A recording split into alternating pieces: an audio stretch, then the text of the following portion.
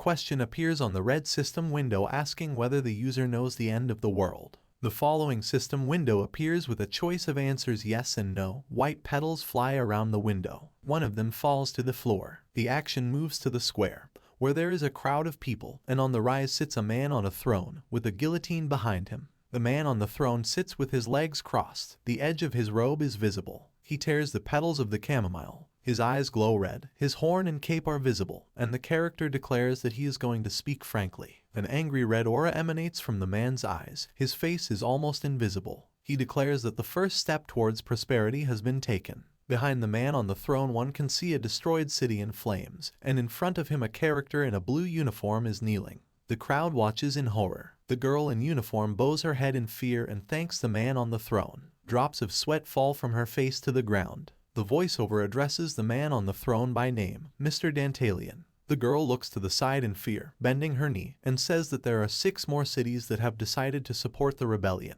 and that Dantalian will need time and people to conquer them all. The man on the throne, his mouth slightly open thoughtfully, asks her if she is worried about his burden, and admits that military campaigns are not cheap. The girl in uniform sharply presses her hand to her chest and, with a distorted face, volunteers to help. She says that her name is Christina, that she comes from the nobility and that her word carries weight in the empire, and that with her influence they can force other cities to lay down their arms without using force. The man on the throne picks off the petal again with his gloved hand and says that Christine's words make sense. The uniformed girl looks at him and smirks, thinking that she will soon be able to completely convince the man on the throne. She tries to put on a casual, laughing face and adds that she can help negotiate. She is interrupted by the voice of the man on the throne, who declares that Christina has decided to sell her people. At this moment, the last petal on the daisy flies away. The girl's eyes widen in horror, and her smile twists. The character on the throne rises, bowing his head, and at this moment ironically asks whether he correctly understood the intentions of the girl in uniform. In fear, she begins to actively deny his words. 2 large goblins in armor appear behind Christine.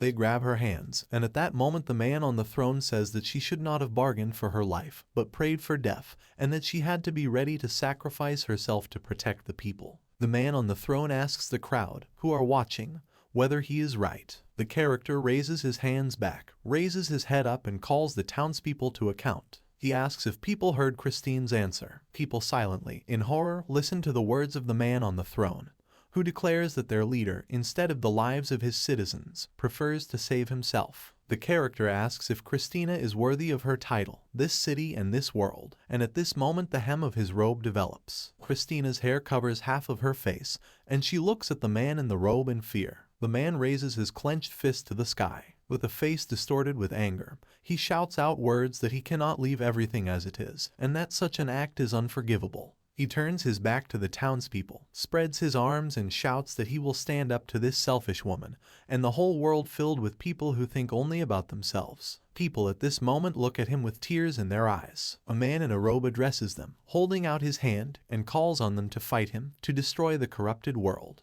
The crowd joyfully looks at their new leader and shouts his name. Christine's hands are tied behind his back. She looks at the guillotine in front of her. With a face distorted from fear and with tears in her eyes, the girl denies imminent death. A moment later, the goblin holds Christine's severed head in his hand. Dantalian faces the cheering crowd shouting his name. The voiceover talks about the 72 demon kings who rule the world. On the floor you can see a stem of a chamomile with petals lying nearby. Dantalian steps on the flower with his foot. The voiceover says that the character won 71 places. Half of Dantalian's face is visible and he is grinning.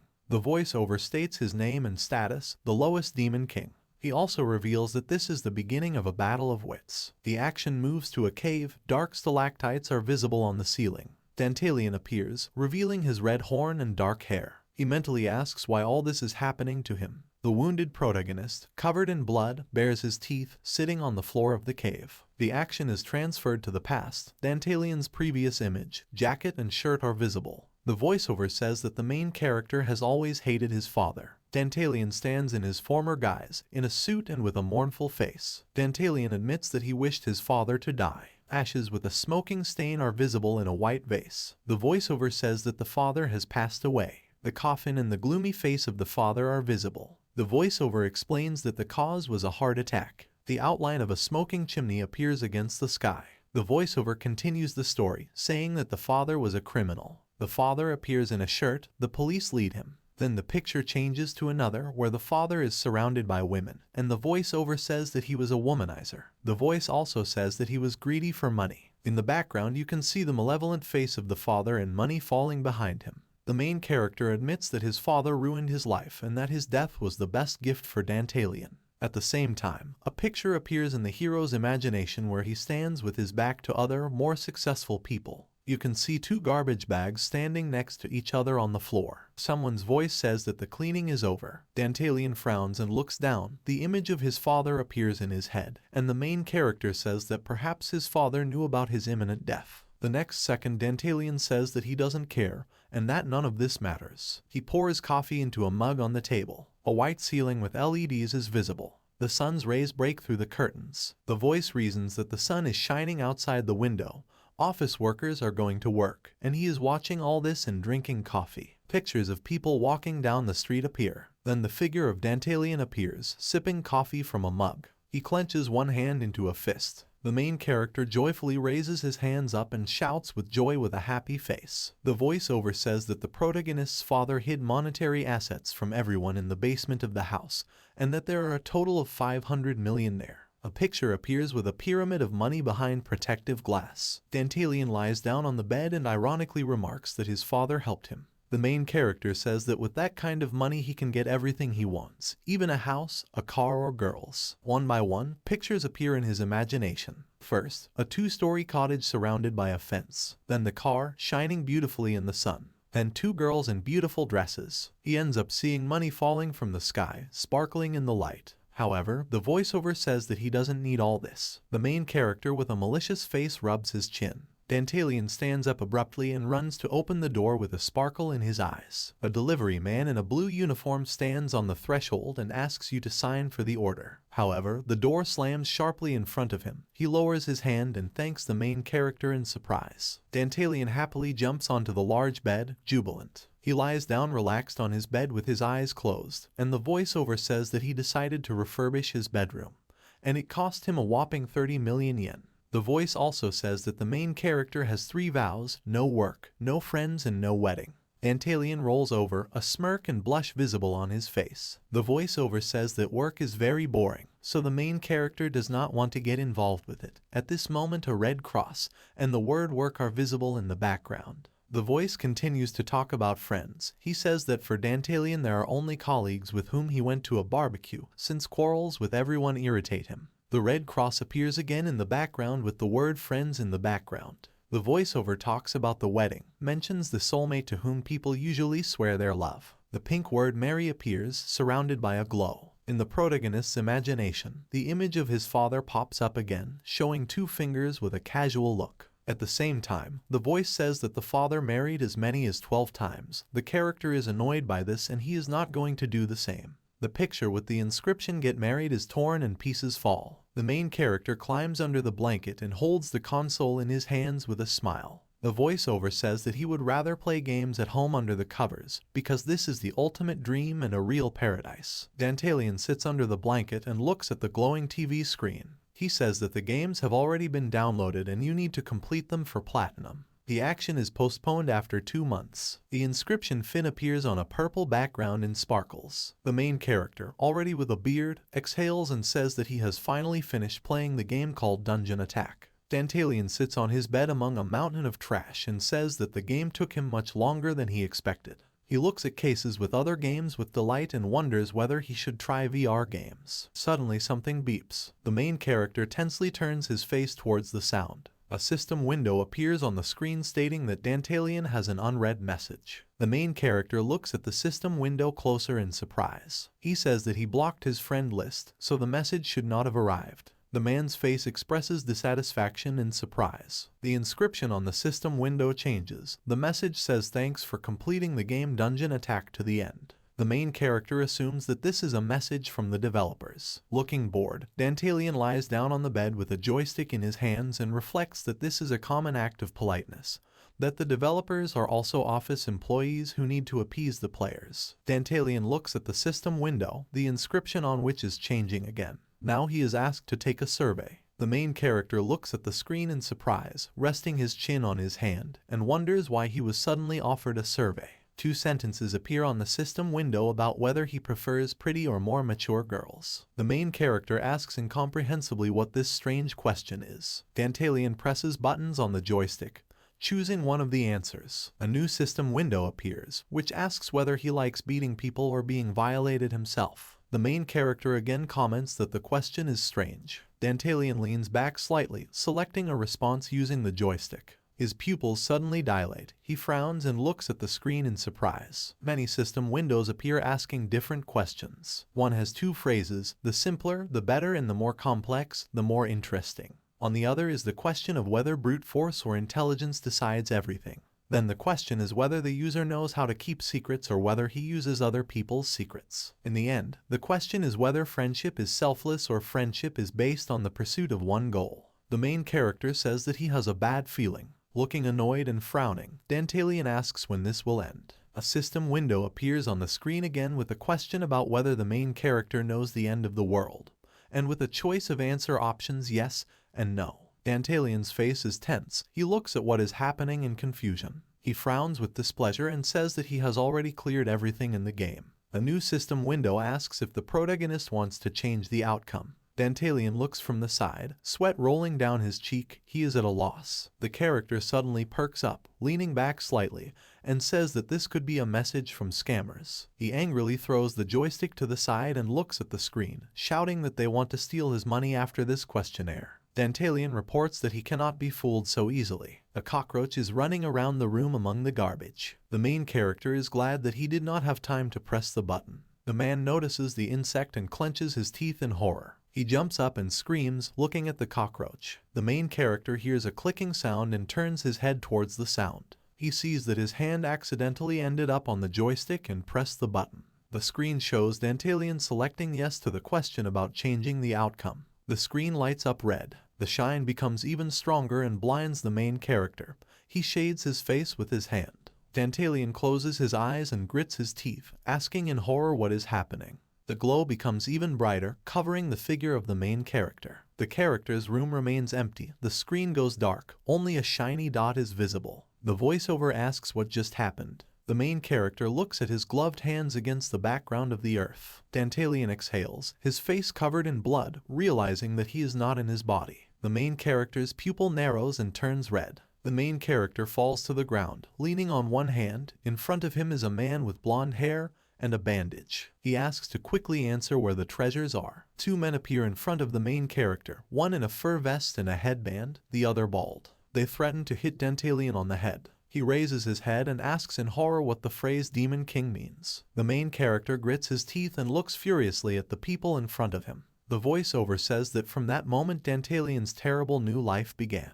The main character sits on the ground and slightly backs away from a group of people. The character clutches his chest and coughs, saying that he feels sick. A group of 5 people approaches him. A man with blonde hair and a headband smirks and tells Dantalian to spill the truth. The character mentally asks who this is. The man with the bandaged face contorts and he screams, forcing Dantalian to confess where he hid the treasure. The main character looks at him in horror. The character frowns. 2 men look at Dantalian arrogantly. One of them threatens to hit the protagonist. The character kneels before the bandits and wonders why the men are talking about treasure and the Demon King. A statue of a gargoyle can be seen with a fire burning next to it. The character's gaze glides along the ceiling of the cave with stalactites. Dantalian does not understand where he is. In front of him is a crowd of people. Behind him is a destroyed column. The cave is covered in smoke. A voiceover asks what is happening. Blood and sweat are visible on the character's face, and he is breathing heavily. He looks at the men with an evil grin and a weapon in his hands. The character mentally repeats that he was at home, playing, and then he had a memory loss. Dantalian looks away and grits his teeth, thinking that it is much more important to understand the situation now. The main character looks at his body and says how much it hurts and that with such legs he will not be able to escape. Dantalian looks ahead in horror and mentally concludes that he could be killed right here, so he needs to gather his thoughts. The bandits come closer with a grin. Dantalian looks at them and thinks that he needs to come up with a plan quickly. The character is breathing heavily and looking up at them, trying to find out who the Demon King is. The strong hand of a man with a bandage grabs the main character's horn. The guy with blonde hair grins, and Dantalian winces painfully. The bandit asks if the main character has gone crazy. The man's blue eyes glow with anger and he insults Dantalian. The main character looks at the enemy in anger. His eyes light up with a red glow. The voiceover says that Dantalian remembered an RPG game where the user goes on an adventure to defeat demon kings. A picture of 5 heroes of different classes pops up in the character's imagination, and above them are monsters. The voice says that this game is called Dungeon Attack and it is made in the fantasy genre, where you need to defeat all the demon kings and save the world. The character represents 4 creatures: a man, a girl with horns, a beast-like character, and a little girl with a grin. The voice says that the game is very difficult, and the ending, where the world falls, makes players depressed. A picture of a character in armor fighting with a huge creature with red eyes emerges in the imagination. The main character remembers sitting in front of the screen with a joystick in his hands. The voiceover says that Dantalian was 71 among 72 roles. The main character imagines the Demon King lying on the ground among the rubble and abandoned weapons. The system window at this moment notifies that Dantalian has been defeated. 12 experience points have been received and the reward for this is 3 gold.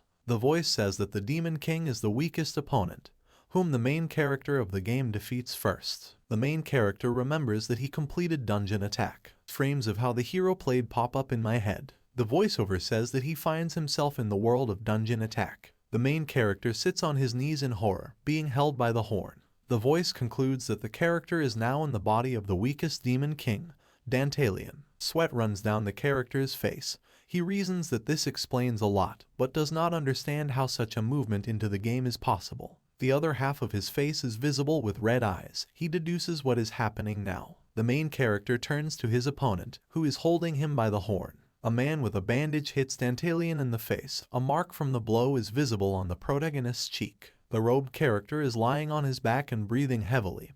He thinks he is in a difficult situation. The blonde guy turns to the group of bandits and calls them with a smile. The men look at the leader with a joyful cry. Dantalian rises from his knees. His opponents look at him. The voiceover shouts that the main character in the game's plot should be killed. The fist of one of the men crashes into the face of the main character. Dantalian turns away from the men rushing towards them and mentally asks if his father has finally cursed him. Another blow lands on the main character's chin. The voice reflects that the main character just wanted to live in peace, but everything has changed. A crowd of men kicks Dantalian. The character winces and wipes the blood from his face with his hand. He mentally notices that he is losing consciousness. The action moves to an empty white space where a man sits at a table. The voiceover says that this is the father of the main character. The frame gradually zooms in, revealing the father's figure with his leg crossed over his leg. He folds his arms and grins, his face invisible. The voiceover asks why he is smiling and blames him for what is happening.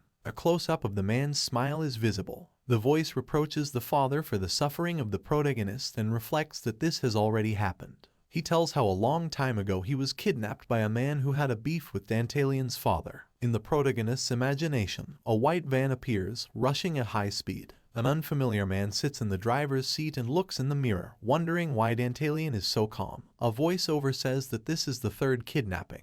The little protagonist sits tied with rope in the back seat. The voiceover continues the story and says that the character was tired of everything at that moment, that he wasn't even worried. The boy sits on the seat and looks out the car window. A house appears in the frame against a background of trees. The little protagonist finds himself tied to a chair standing in the middle of a huge room in front of the kidnapper. The man points a gun at Dantalian and, with a distorted face, says that he will kill the child if he screams. The voiceover says that the main character really hoped to get rid of his father. A little boy asks a man with a gun pointed at his forehead to shoot him. The voice says that if the gun is real, then the main character will win. The man frowns in horror and shouts at the child, asking why the character wants to die. The boy grabs the gun with his hand, bringing it closer to him. The child looks at the kidnapper and begs him to pull the trigger. The voice begins to discuss the life of the protagonist, which was tainted by the sins of his father. Sweat rolls down the child's face, but he presses the gun tightly to his forehead. The kidnapper falls to the floor and crawls away from the boy in horror. The picture changes, and in the hero's imagination he and the policeman appear. The man pats the child on the head and then grabs the criminal. The voiceover argues that the kidnapper himself surrendered, and Dantalian lost, but understood something. The boy stands with his head down and frowns at what is happening. The voice says that the one with the strongest will survive. At this moment, the boy's gaze changes to a chillingly piercing one. He frowns. The voice says that the character has already forgotten about all this. The action returns to the cave, where Dantalian lies in front of the bandits. The man states that the character has one last chance. The bandit is approaching. You can see how confidently he takes steps towards Dantalian. He asks where the treasure is and steps on the main character's face with his foot. The voice reasons that at this moment he should already be dead. The protagonist's gloved hand is clenched into a fist. Dantalian grins and lifts his head from the ground. A voiceover against a backdrop of piercing golden lightning rhetorically asks if he can do anything he wants in this game. The man with the headband snaps his fingers and says with a displeased face that Dantalian wants to take the treasure with him to hell. The man with the bandage extends his hand forward and declares that his patience is over. Behind him is a bald man with a hammer. A large man with a weapon grins at the main character and asks the bandit if he is sure of his words, since Dantalian has not yet confessed. The man with the bandage grins and shouts that they will find the treasure themselves and orders Dantalian to be killed. The bald man swings a spiked hammer and says that the character will cry about everything in another world. A sharp streak of fire cuts the air. Dantalian extends his gloved hand forward. He stops the bald man's hammer in defense. The man with the bandage looks at Dantalian in surprise. Pieces of golden ash are visible on a white background. The main character grins. His face is almost invisible. The voiceover states that he will do anything. Dantalian grabs his hand, a red glow emanating from his eyes. The voiceover repeats that he will do anything to survive. Dantalian's face is visible, distorted with concentration and anger. A picture of the past appears in the protagonist's imagination. There is a portrait of his father and flowers in a vase. The voice says that he got rid of the curse that his father gave him and finally became free. Dantalian's contented face is seen in the everyday world, standing and drinking coffee. Then there are pictures of his movement into the game and how he ended up in his current position. The voiceover says that the current situation is very bad, since in front of the main character there is a group of adventurers who want him dead. The main character rises from the ground, holding his hand. Mentally, he declares that he will not give up, since he has just gained the desired freedom, and will survive at any cost. Dantalian exhales, lowering his face, and agrees to show the treasures. His eyes shine red, his brows furrowed. The bald man loudly mocks Dantalian and is happy that he finally agreed. He reasons that after finding the treasure, they will kill the main character and take his head to the boss. Dantalian holds his shoulder and breathes heavily, thinking that he is completely unaware of the location of the treasure. He thinks that the bandits will kill him instantly, and decides to talk them into a conversation in order to find time. The character sits down on one knee again, head down. He says he admits defeat. Dantalian presses his fist into the ground and says that the treasure is in the chambers of the Demon King. At this moment, a picture of a throne room with purple fire and torches appears. The group of adventurers listens attentively to Dantalian's speech. The character convinces them that the treasure is hidden behind a secret magical door. The men listen to him displeased, some raise their weapons. The bald man grins and looks down. Dantalian declares that he is the only one who can remove the spell. At this moment his face is not visible. His head is lowered. He frowns, his eyes glowing red, and the character wonders what the adventurers will say to this. A golden glow suddenly appears, like a flash. Dantalian opens his mouth in surprise and looks towards the light. The beam passes right in front of the main character's face. A man with a headband brings his sword down to the ground. His face is distorted with anger. He claims that if the protagonist's words are not true, then they will kill him. Dantalian boldly peeks out from under the blade. The blonde-haired adventurer spreads his arms to the sides and addresses the gang, urging them to go to the chambers of the Demon King. The ceiling of the cave and the diverging smoke again appear in the frame. Sweat rolls down Dantalian's face and he looks down from under his brows. The crowd of men rejoices, raising their arms and weapons in the air, and the main character argues that the problem is solved. Dantalian leans his hand on his knee, sitting on the ground, and thinks now the real fight will begin. Dantalian thinks that he will not be killed. At this moment, cracked columns and torches with fire are visible in the background. Then the picture changes. Another part of the cave is visible, where skeletons lie and arrows are stuck into the walls. The character thinks that he has a little time until the gang gets there, and he needs to come up with a plan. The adventurers move through the cave past the columns. The main character's eyes glow with red fire. Tension is visible on his face. The man with the headband turns to Dantalian and asks him to walk faster. He apologizes. The blonde man understands that the main character wants to stall for time and looks at him with a grin. The main character is seen moving slowly through the cave. He thinks that at this rate he will definitely die. Dantalian is still holding his shoulder and breathing heavily, eyes sparkling. He is thinking of a way to kill the adventurers. The main character is heavily trailing behind. Moving through the cave, he does not understand how he can defeat people with weapons. Dantalian shakes his head in different directions, trying to look around, and remembers that this is Dantalian's castle. He looks around intently and wonders if there are any monsters left here. One of the adventurers lifts his head, looks down at the character, and demands to speed up. He looks over his shoulder at Dantalian and thinks about how he will get the treasure and kill the king of the monsters. The figure of the main character rises against the background of columns in the cave. He thinks that the monsters have long been gone, since the place is dotted with the remains of creatures. He moves deeper into the cave behind a crowd of men and thinks that he will have to rely only on his own strength. Dantalian raises his head and grits his teeth, wondering what he would do if this were a real game. The emotion of insight suddenly appears on his face. Dantalian grins terribly, breaking into a smile, and remembers the Eye of God. A voiceover against a background of square red particles states that if Dantalian is in the game, then his plan should work. On the system window, highlighted in red, a picture of the Gothic Dantalian castle appears with rank F and 1 star out of 6 half filled. The type of cave is also indicated, that the castle has no special effects, that there is no army and no inhabitants. A map of the lock's internal structure is shown. Dantalian grins and looks ahead with a determined look. He carefully examines the system window and the map. The voiceover talks about God's Eye, which is one of the skills in dungeon attack. The head of a marble statue with illuminated eyes appears in the background. Then the picture changes to a room in the hall, where thin purple stripes appear, and there is a compass. Then a dragon's head appears next to a pile of treasure. The voiceover says that the Eye of God allows you to see your location on the dungeon map, the location of opponents, traps, and objects. This is a high-end skill that can only be obtained halfway through the game. However, the voice also says that there is a loophole in the game settings that allows you to use this skill in only one place. At this moment, the start window of the game Dungeon Attack and the Start Game button appear in the protagonist's imagination. The voice says that the God's Eye skill can be used in the very first dungeon, where all the intricacies of the game are taught.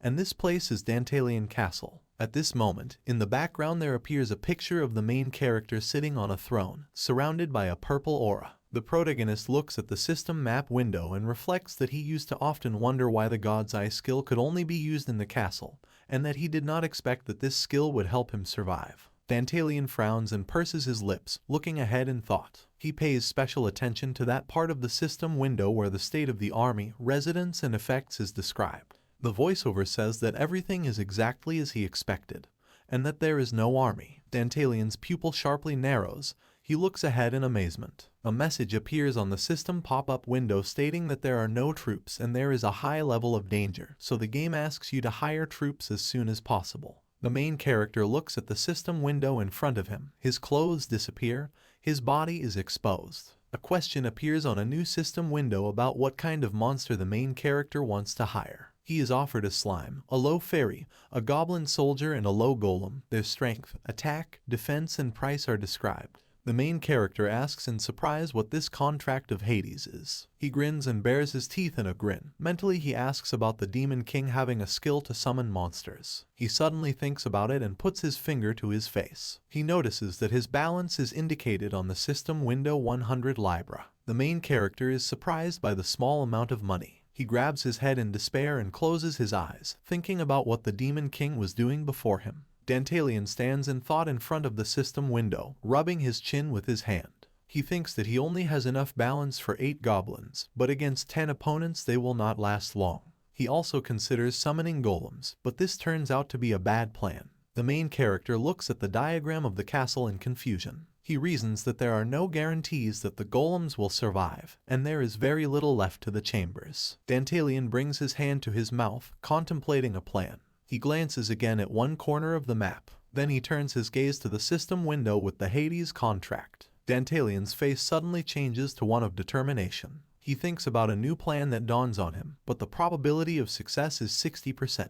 Dantalian says that this is too little to risk his life and looks at the system window in confusion, sweat running down his face. He looks at the strong backs of the adventurers walking ahead of him and thinks that he has no time left for another plan, and that he will have to take a risk. Dantalian sees the grinning face of a guy with a headband. The main character clenches his hand into a fist. Dantalian's body is covered in a purple flame-like aura, and her eyes glow red. The character shouts that he is ready. You can see his back, covered with a cloak. The main character reflects that in order to implement the plan, it is necessary to gain the trust of his opponents. Dantalian grins evilly and looks away, deciding to find out more about the adventurers. He says the name of the spell Apostle of Aphrodite, at which point he stands with his legs apart, and his eye lights up red. The next second, system windows appear above the opponents' heads with information about them, from their name to their state of mind. The main character with an evil grin and red eyes reflects on the Apostle of Aphrodite skill, which allows you to see the characteristics of opponents. The character looks at the back of a man with a bandage. He sees his system window with the characteristic. The man turns around and looks at Dantalian trailing behind. He points a sword at the main character and orders him to go faster. Dantalian bows his head. His face is not visible.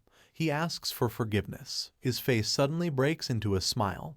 His teeth are exposed. He stands against a crowd of adventurers, arm outstretched, and reasons that the time has come to make the first move. The voiceover talks about the skill Apostle of Aphrodite and says that it is one of the high-ranking skills in dungeon attack that is available in this dungeon. At this moment, a picture of a girl with blue hair holding a luminous sphere pops up in the character's imagination. Then a system window appears, which represents a template for this skill with all the characteristics. The voice says that with the help of Apostle of Aphrodite you can see the characteristics of other players hidden from prying eyes. The main character looks forward resolutely and frowns slightly. He thinks that he already has all the necessary information in his hands, but he does not yet know how to use it correctly. A man with blonde hair turns to Dantalian and calls him over. The man with the bandage puts his sword forward and tells the main character to go faster. Dantalian, looking exhausted and angry, asks for forgiveness. A system window with his characteristics appears above the head of a man with a bandage. He grins his teeth angrily. The main character is thinking about getting the adventurer boss to trust him. Dantalian holds his hand and continues walking, at this moment thinking about the risks. The figure of the main character changes, a purple aura appears behind him, and he decides to begin implementing his plan. Columns of the cave are visible, reaching to the ceiling. Then a passage in the cave is visible, towards which a group of people with the main character is moving. Dantalian notices a helmeted skeleton with an arrow in its head. He looks down at him and thinks about taking the first step. His face twists into a grin. He turns to the adventurers and asks them to stop. The bald man turns around in surprise and looks at Dantalian's approaching figure. A man with a headband looks at the character in bewilderment and asks what he is even talking about. Dantalian raises his hand and points his finger at the adventurers, saying that there is a trap set in that passage. A serious figure of the main character is visible with a finger extended forward. The guy with blonde hair asks again in surprise, putting his hand with the sword to the side. Dantalian approaches. His large steps forward are visible. He claims that after a couple of meters the hidden weapon will fire about a dozen arrows and that they will not avoid injury. The main character stands directly in front of the boss, surrounded by other adventurers. Dantalian then steps forward, passing the bald man and the leader of the adventurers. He says he will go first. He then looks over his shoulder and explains that he wants to disarm the trap. The man with the headband looks at Dantalian ahead in disbelief and asks why he should trust him. One of the adventurers holds a torch while the other looks at the map and addresses the boss with the words that the passage will only narrow further. Someone confirms that in the passage further it is very dark and nothing can be seen. At this moment, a passage is visible, obscured by darkness, smoke spreading across the floor. Dantalian continues to walk deeper into the cave, holding his shoulder with his hand. The adventurer's boss tells him to stop. With an angry and gloomy face, he shouts that he should not dare deceive them and run away.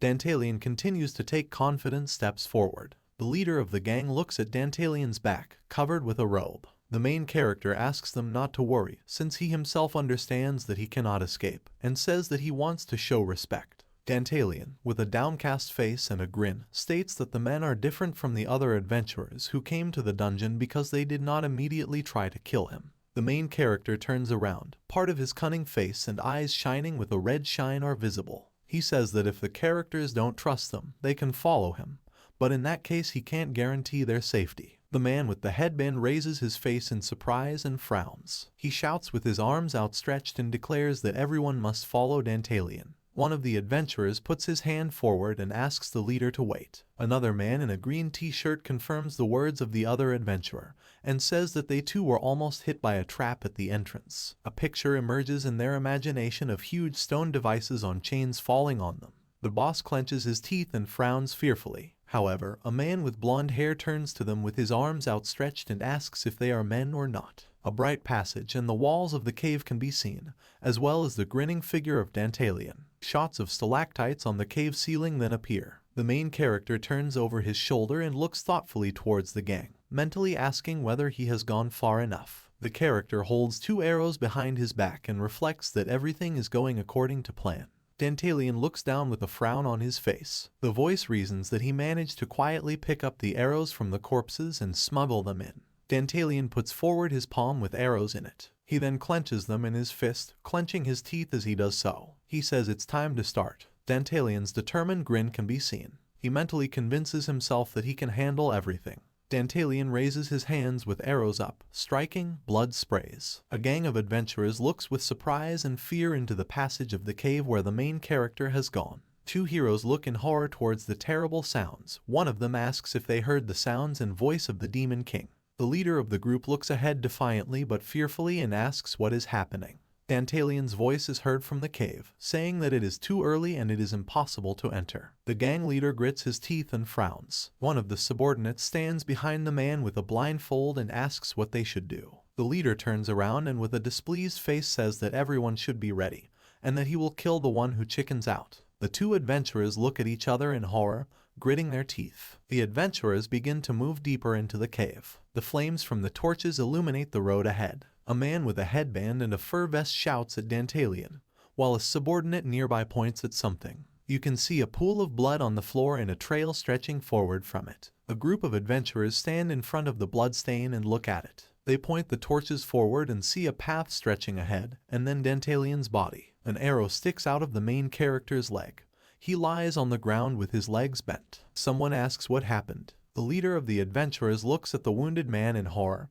He clenches his teeth. Dantalian turns with difficulty and looks at his opponents. He says he lost consciousness. A guy with a bandage on his head looks around. His subordinate stands behind him. The leader asks what happened to the trap and asks for an explanation of what happened. Dantalian looks up at the man with the headband and states that everything is fine and the traps have been disarmed. The 2 adventurers look at each other happily, smiling. The boss of the adventurers leans over to Dantalian and puts out his hand, asking why he saved them. Because he could have kept silent about the trap. Dantalian puts his hand to his heart and states that they are different from other adventurers. The main character with his hand on his chest looks at the men and says that they gave him a chance to survive. He bows and closes his eyes, seriously declaring that he was impressed by the action and that was the whole reason for his help. Dantalian looks away and frowns. He grabs the arrow in his leg with his hand and takes it out, saying that he was careless, but the wound will not be a problem. The main character, with a grin on his face, rips the arrow out of his leg and says that it's time to move on. The leader with blonde hair smiles and frowns, looking at Dantalian in confusion. The main character slyly looks up at the enemy. A red system window appears, indicating that Adventurer Luff's level of sympathy for Dantalian has increased by 5 points. The main character sees the system window with Luff's characteristics and notices an increase in sympathy points. Dantalian looks at what happened in surprise and rejoices. He sees the system windows of other characters, whose sympathy also increases. The voiceover rejoices and says that this is great. The main character sees the figures of adventurers in front of him and declares that they now trust him. Internally, he notices that this is not enough and more is needed, and also says that this was only the first stage. At this moment, his eyes light up with a violet sparkle and he smiles. The voiceover notes that we need to move on to the second stage. The system window notifies that Dantalian's charm level has been increased. The system window for Dantalian's characteristics appears, where you can see the increase in the level of charm.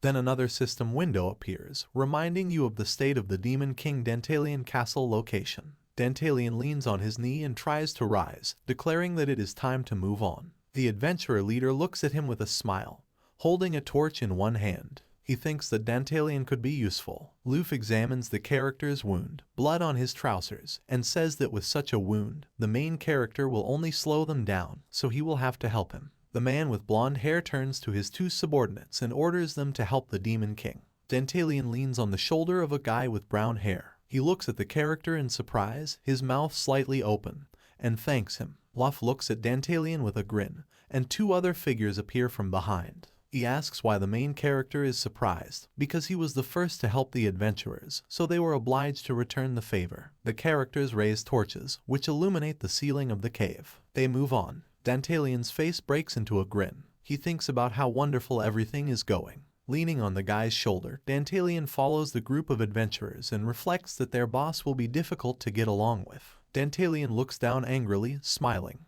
In the protagonist's imagination, he controls his opponents like puppets. Mentally, the character declares that the second stage is beginning. Adventurers come to the gates of the castle. Symbols are inscribed on them. Luff looks at the entrance to the castle with a joyful face and notices that the door is larger than he expected. He orders it to be opened. With a slight movement of his hands, Luff opens the gate to the castle. He looks ahead triumphantly, grinning and rejoicing. The man with the headband turns over his shoulder and asks Dantalian to point out where the treasure is. A drop falls on the floor, breaking into splashes. Dantalian raises his face, tears flowing profusely down his cheeks. Luff, in bewilderment and surprise, eyes wide open, looks at the main character. The adventurers whisper to each other in surprise. One of them, whom Dantalian is leaning on, looks at him in surprise and asks why the character is crying.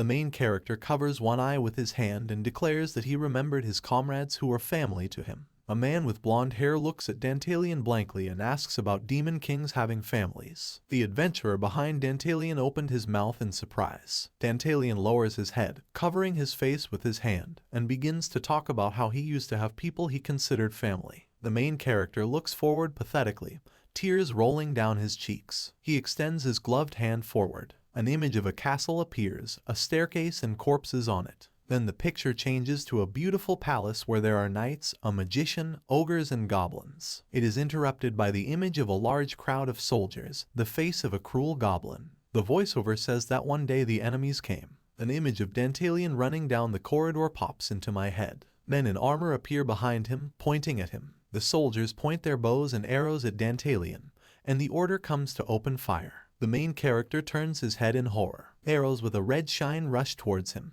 Dantalian looks at what is happening in horror. Blood splatters appear. A strong, huge hand appears behind the main character. Dantalian turns around in fear, sweat running down his face. A huge ogre in armor stands in front of him, asking if he is safe. The character's eyes fill with tears. Dantalian raises his head to the monster and watches as it shields him from the arrows. The ogre, with his head down, asks Dantalian to save himself and run while he protects him. Dantalian looks at the ogre with tears in his eyes and says that he cannot leave him. Dantalian is surrounded by splashes of blood as he looks ahead of him with despair. The ogre's back is completely covered with arrows embedded in it. The ogre assures him that he will be fine. You can see his face in armor, his neck covered in blood. Dantalian's face is contorted in horror.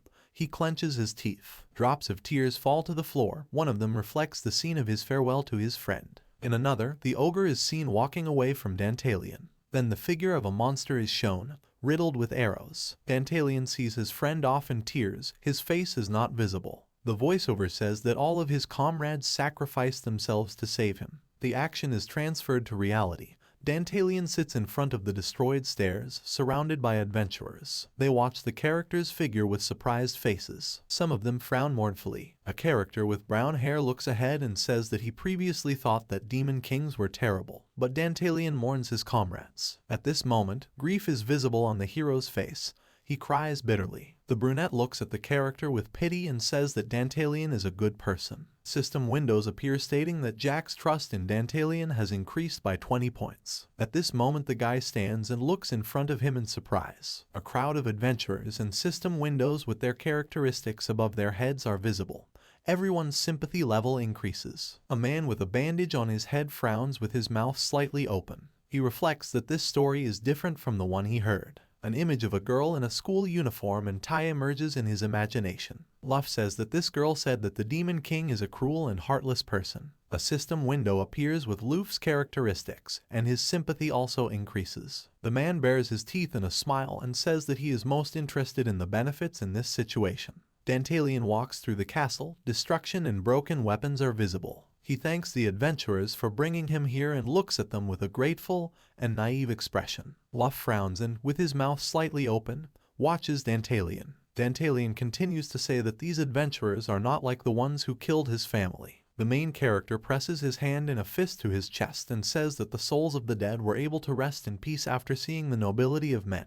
With a gloomy face and glowing red eyes, he declares that his life and the treasures of the castle belong to the adventurers. A guy with blonde hair looks around with a happy face in search of treasure. Dantalian leans on the adventurer's shoulder, who holds him tightly by the waist and says that the jewels are hidden with magic. The main character, with an imperceptible grin on his lips, declares that he will now remove the spell, but for this he needs the adventurers to step back. Luffy agrees and quickly turns to the team. They retreat almost to the gate and ask Dantalian if this distance is suitable. Dantalian turns his back to them and grins, saying that they have come a hard way and succeeded. The figure of the main character is visible against the background of the wall and windows of the castle. He thinks about how everything is going according to plan and that he will soon kill the adventurers. Dantalian raises his hands in front of him, creating a red glow. He says that everything is clear with the statistics, and red system windows appear with information about Dantalian. Then the window with the characteristics of the castle appears again.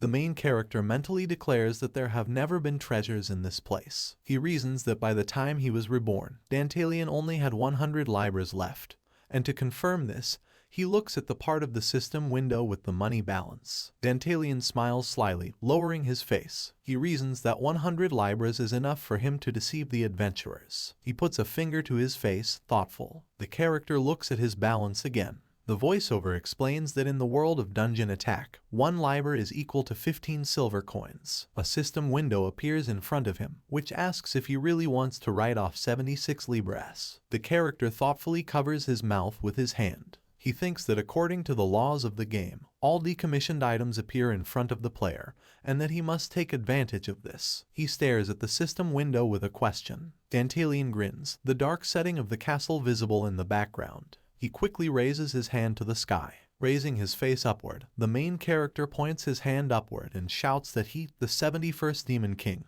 ruler of the Dantalian lands, in his own name will grant treasures to the brave heroes. At this moment, his eyes light up red again and he frowns. The figure of Dantalian can be seen against the backdrop of the huge throne room in the castle. A man with blonde hair looks at what is happening in surprise and tension. The crowd, with their mouths open in surprise, also watches the character. Dantalian grins, his lips curling into a smile. Silver coins fall down. First one pile falls, clattering on the floor. Then a new pile of coins lands with a clink. Later, a lot of silver falls down with a ringing sound. One of the adventurers, raising his head and opening his mouth, looks at what is happening in surprise. Then the other men raise their heads to the sky and look happily at the falling money. Luffy frowns and laughs happily. Coins shower the heads of the jubilant adventurers. Some of them fall to the floor, crawl and collect money. Luffy holds one of the coins in his hands and grins joyfully, reflecting on the fact that he has finally received riches. He bares his teeth in a smile and laughs quietly. Then his face contorts into a dark and insane laugh. The system window warns that the adventurer Luffy's sympathy for Dantalian has increased by 50 points. Luffy spreads his arms out to the sides and screams shrilly for the adventurers to divide the money equally,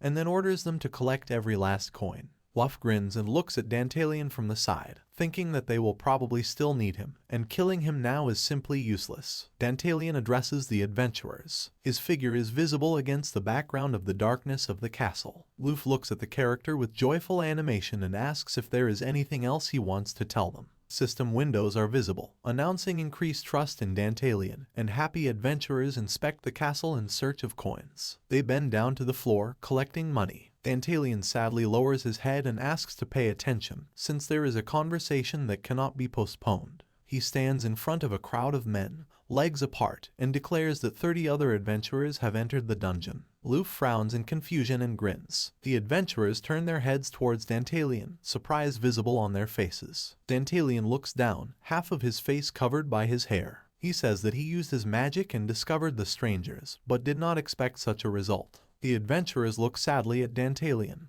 One of them painfully clutches his head. Luffy frowns tensely and opens his mouth in surprise. He muses that 30 adventurers is too many and that they can't handle this many. Luffy stands opposite Dantalian and asks him if there is another way out of the castle. Dantalian looks down with his red eyes. He says that there is only one way out. One of the adventurers extends his hand forward and asks if they are trapped. The other man frowns nervously, sweat rolling down his face. He says that they cannot withstand 30 adventurers, since they will simply overwhelm them with numbers. The adventurers are talking sadly, with Luff standing behind them. Dantalian approaches the man with blonde hair and states that he has an idea. Dantalian looks seriously at the boss of the gang and says that it is necessary to meet the opponents face to face, since it will not be possible to escape. Luff raises his eyebrows in surprise. Dantalian stands in front of him with a casual look and asks if they have a map. The main character argues that he does not know which route the opponents will take, but he can become bait. At this moment, the dungeon map is visible. Dantalian then lowers his head. His face is not visible. Luff frowns and opens his mouth in surprise, asking again.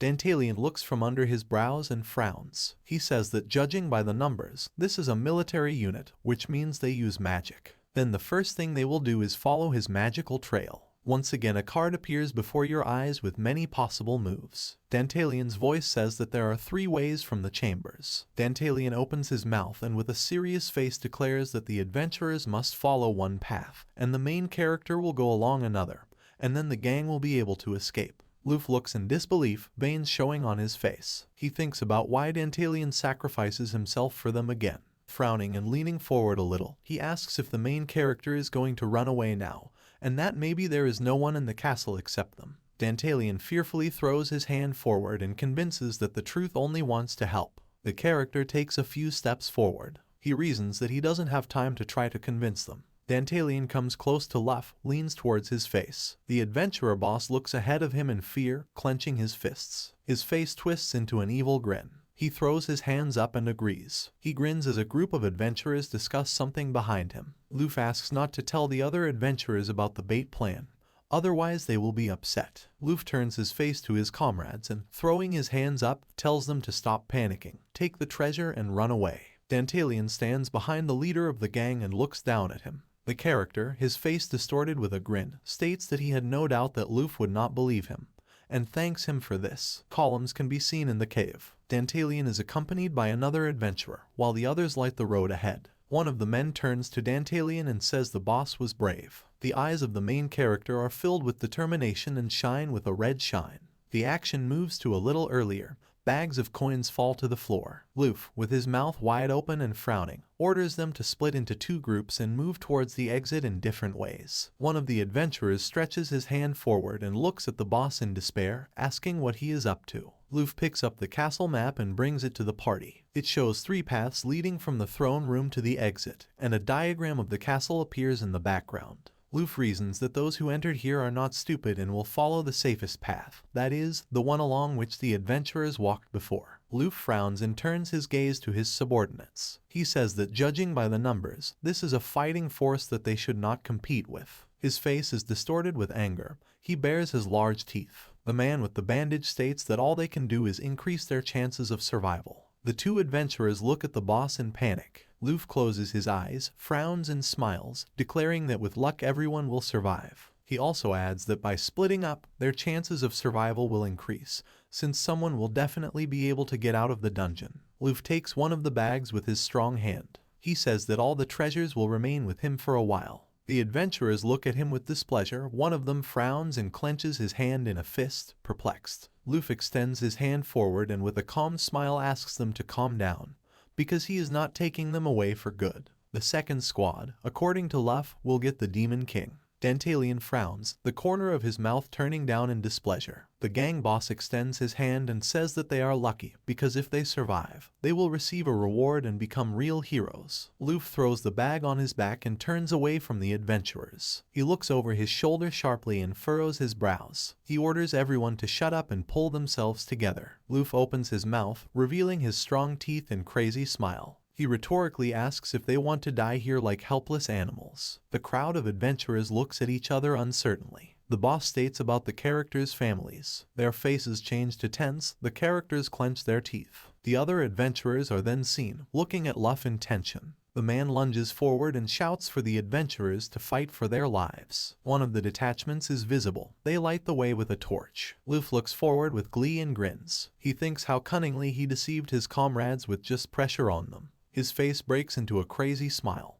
He mentally notes that at first he had a presentiment of his imminent death. Footage of a conversation with Dantalian appears. When the character gets close to Luffy, he says that the boss can send part of the squad with him so that he does not escape. Dantalian's face is hidden. He calmly says that he needs to come up with a reason to take the treasure for himself. The character's eyes fill with red light. He says that part of Luffy's gang will die with him and the boss will receive more money. And if he is deceived, the adventurers will not allow him to escape. At the same time, Dantalian's eyes widen during the conversation. Luffy looks at Dantalian with a grin and surprise. His face breaks into a smile, large teeth are visible. He reasons that such a deal is profitable, because if his comrades die, then the loss is small, and the chances of survival will be greater. Dantalian's face breaks into a grin, and he mentally notes that he knows everything Luffy is thinking. The map image appears again on the system window. Dantalian looks predatorily to the side with his red eyes. He moves his head slightly to the side and watches the system window while he leans on the adventurer. A system window appears with the Hades contract. The character mentally declares that the time has come to kill Luffy's squad. The ceiling of the cave shakes along with the stalactites on it. Then a trembling passes through the columns and skeletons lying on the floor. The adventurers raise their heads in horror and look at the shaking. Dantalian opens his mouth and looks up indignantly. No one understands what is happening. The characters, with their legs spread wide, try to stay on the ground. They see a purple glow coming from the ground. The shine blinds the adventurers, and they cover their faces with their hands. Extinguished torches fall to the floor with a thud. One of the adventurers squints and presses his hand to his forehead. He asks the Demon King what's going on. A gloved hand suddenly clamps over his mouth. The adventurer tries to resist, looks behind himself. Dantalian appears gloomily from behind, his face not visible. He orders the bandit to remain silent and threatens him. Dantalian's hand ends up on the sword and rips it out of its sheath. Tears appear in the enemy's eyes. Dantalian raises his sword and kills the adventurer. Blood spatters. A crowd of other adventurers looks at the pentagram that appears from the ground. They observe the violet glow on their faces with surprise. The pentagram forms a purple funnel of magic around itself. Stones from the ground fly into the air. The adventurers watch what is happening with horror on their faces. Moving back, a huge monster resembling a golem emerges from the stone. It looks at the adventurers with a wild roar. The bandits, with their mouths slightly open,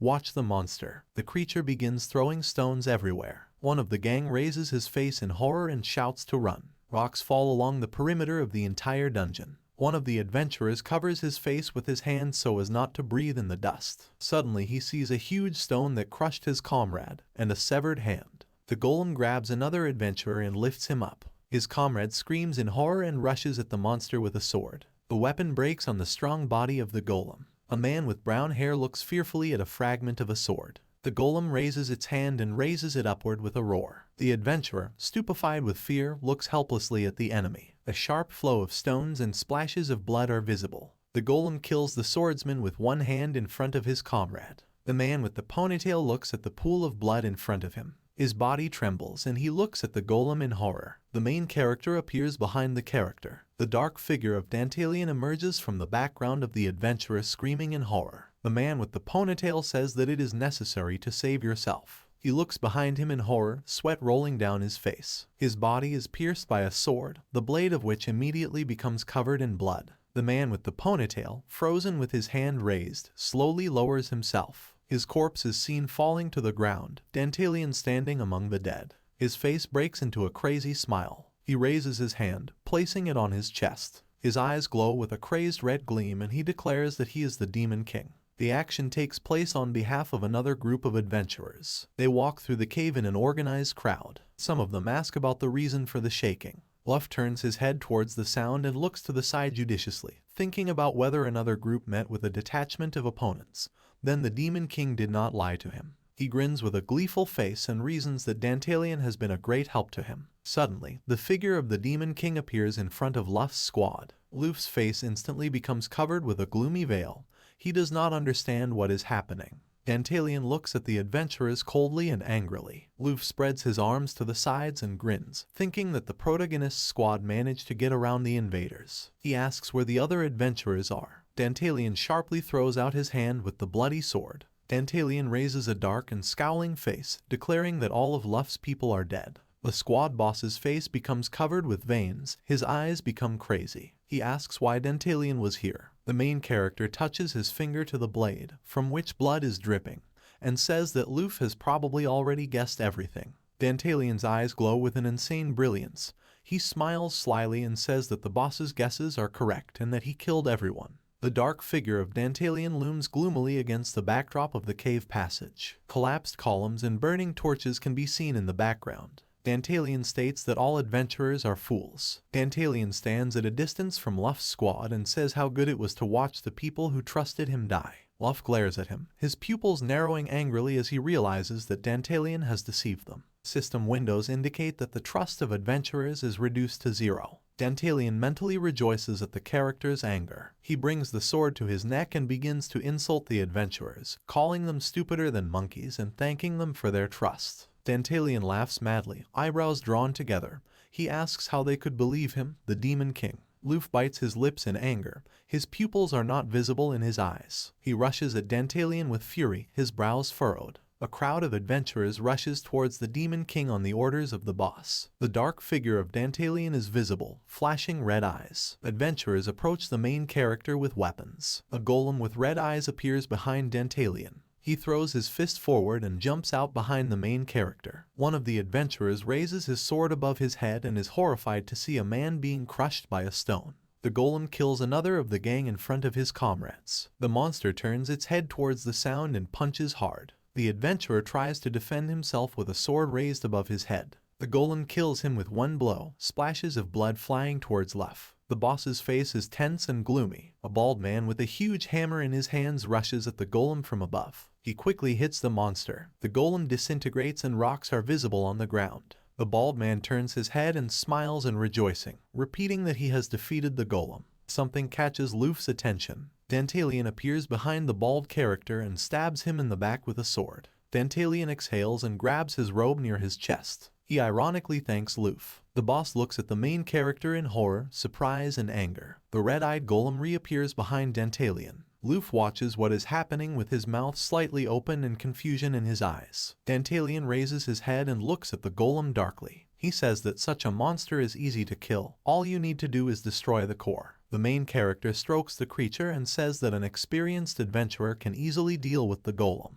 Dantalian tilts his head, looking at Luffy from the side. He says that if the adventurers had not fallen for cheap provocation and thought with their heads, they could have defeated the monster. Dantalian, with crazy eyes, grins and says that the situation has changed. He mockingly asks what Luffy will do. The man with the bandage backs away slightly, looking uncertainly at the main character. He reflects that Dantalian has changed a lot. The main character's eye sparkles with red lightning, and the voiceover says that now the real Dantalian is in front of the boss. Luffy lowers his face and frowns deeply. He thinks that he will not give up and that he has gotten out of many difficult situations. Luffy clenches his hands into fists and leans forward slightly, sweat running down his face. He grins, looking at Dantalian from under his brows. The boss of the adventurers turns to him and throws the sword to the ground. It falls with a ringing sound. Luffy says he admits defeat. He kneels in front of the main character and asks to kill him. Dantalian holds a bloody sword in his hand. He agrees to fulfill Luffy's request. The main character slowly approaches, putting his hand to the side. Luffy is on his knees, head down, laughing inwardly. Beads of sweat are visible on his face bent down. The boss of the adventurers looks from under his brows and grins, talking about how Dantalian will deceive him. He mentally declares that today the main character will die, not him. A short dagger is visible behind Luffy's back. Dantalian looks at the system window with the Hades contract. His eyes sparkle viciously with red fire. He draws attention to his balance 100 libras. Dantalian slowly moves closer to the adventurer boss, who is waiting to attack. Luffy's face is tense and contorted with glee. The footsteps become clearer. Dantalian moves through the fog into the dungeon. Luffy reaches extreme tension. Veins appear on his face. The main character lowers the sword to the ground, pointing the tip towards it. Sweat runs down Luffy's face and he looks at Dantalian in surprise and wariness. Luffy is confused as to why the character stopped. Dantalian stands a few meters away from the boss, who is kneeling. The main character states that all of Luffy's thoughts are written on her face. Afterwards, you can see the system window above the adventurer's head, where the desire to kill Dantalian is written. Luffy's face is distorted with horror. Dantalian laughs madly, his whole face elated as he points his sword at the boss. His pupils dilate greatly and a red glow emanates from his eyes. He says that Luffy is finished. The adventurer frowns in horror and looks with a lifeless gaze. His eyes turn black, the corners of his lips turn down. He is furious. Luff mentally assures that his death will not occur. In a frenzy, he rushes with a dagger at Dantalian, lightning flashing from his eyes. Luff screams and attacks the main character, who stands motionless. Luff looks at him in horror and despair. Suddenly, the adventurer's boss falls to the ground in pain. He looks over his shoulder. The man with the bandage ends up with blue slime on his leg. Luff, in horror, turns his torso towards the monster and asks where it came from. Dantalian moves closer to the enemy. Luff raises his hand above his head in horror. The golem grabs him by the wrist and lifts him up. The face of the adventurer boss is distorted with horror. He is in agony. Dantalian raises his hand to his face and argues that everything is going according to plan. While looking at the system window, the Hades contract is again visible on the system window. The main character notices that he did a great job, leaving money for the slime. He admits that he doesn't even believe in such a flawless victory. Dantalian asks how it feels to be defeated by a weakling. Dantalian holds a bloody sword by the hilt. He shields himself with his sword and looks madly at the dying Luff. The adventurer boss's face expresses horror. He wonders where he made a mistake, while images of the past appear in his imagination. At first, Luff thinks he did wrong when he didn't kill the main character right away. He then believes that it is his fault that he took the card from the girl. At this moment, an image of a woman with pink hair and a suit appears in the background. Luff then decides that it was a mistake to challenge Dantalian, and as he thinks, a picture of their confident faces pops up. The boss concludes that there was no need to go against the main character, because he is the king of demons. The figure of Dantalian appears with a jubilant, devilish expression on his face, holding a sword in his hands. The action changes dramatically. The main character is surrounded by a white fog that looks like clouds. Among him appears the image of a father who tells his son to be ready, but does not say what exactly. The voiceover asks his father to leave him alone. Among the smoke, the smile of the father appears, saying that any decision of the protagonist will lead to his life being worse than the one his father lived. The character tries to drive away the vision with his hand. The action moves into game reality. Someone asks Dantalian to wake up. The main character suddenly opens his eyes and frowns. A beautiful girl with pink hair and blue eyes appears above him. Dantalian jumps up in bed and looks at her. She concludes that the main character is not fully awake. A girl in a suit extends her hand and uses magic to hold a scroll in front of her. She reports that 2 months ago she lent Dantalian 100 libras and that the interest on the loan is now 96 libras. Dantalian frowns and looks at her in confusion. A girl with a calm face holds the paper and reads the information, and then asks to immediately repay the debt. Dantalian clenches his teeth and looks at the girl in bewilderment. The action moves to 3 weeks ago. Pictures of the past pop up, where the hero ends up in the game. He describes his adventure. The scene after the battle with Luff is then seen. Dantalian sits on the ground near the golem. The golem looks ahead of itself with red eyes. The character's face is not visible. Dantalian exhales exhaustedly and furrows his eyebrows, mentally saying that it's all over. He looks up with red eyes. The system window warns that the training has been completed and that the Demon King's level has been increased. Next, 2 system windows appear with the updated characteristics of the main character,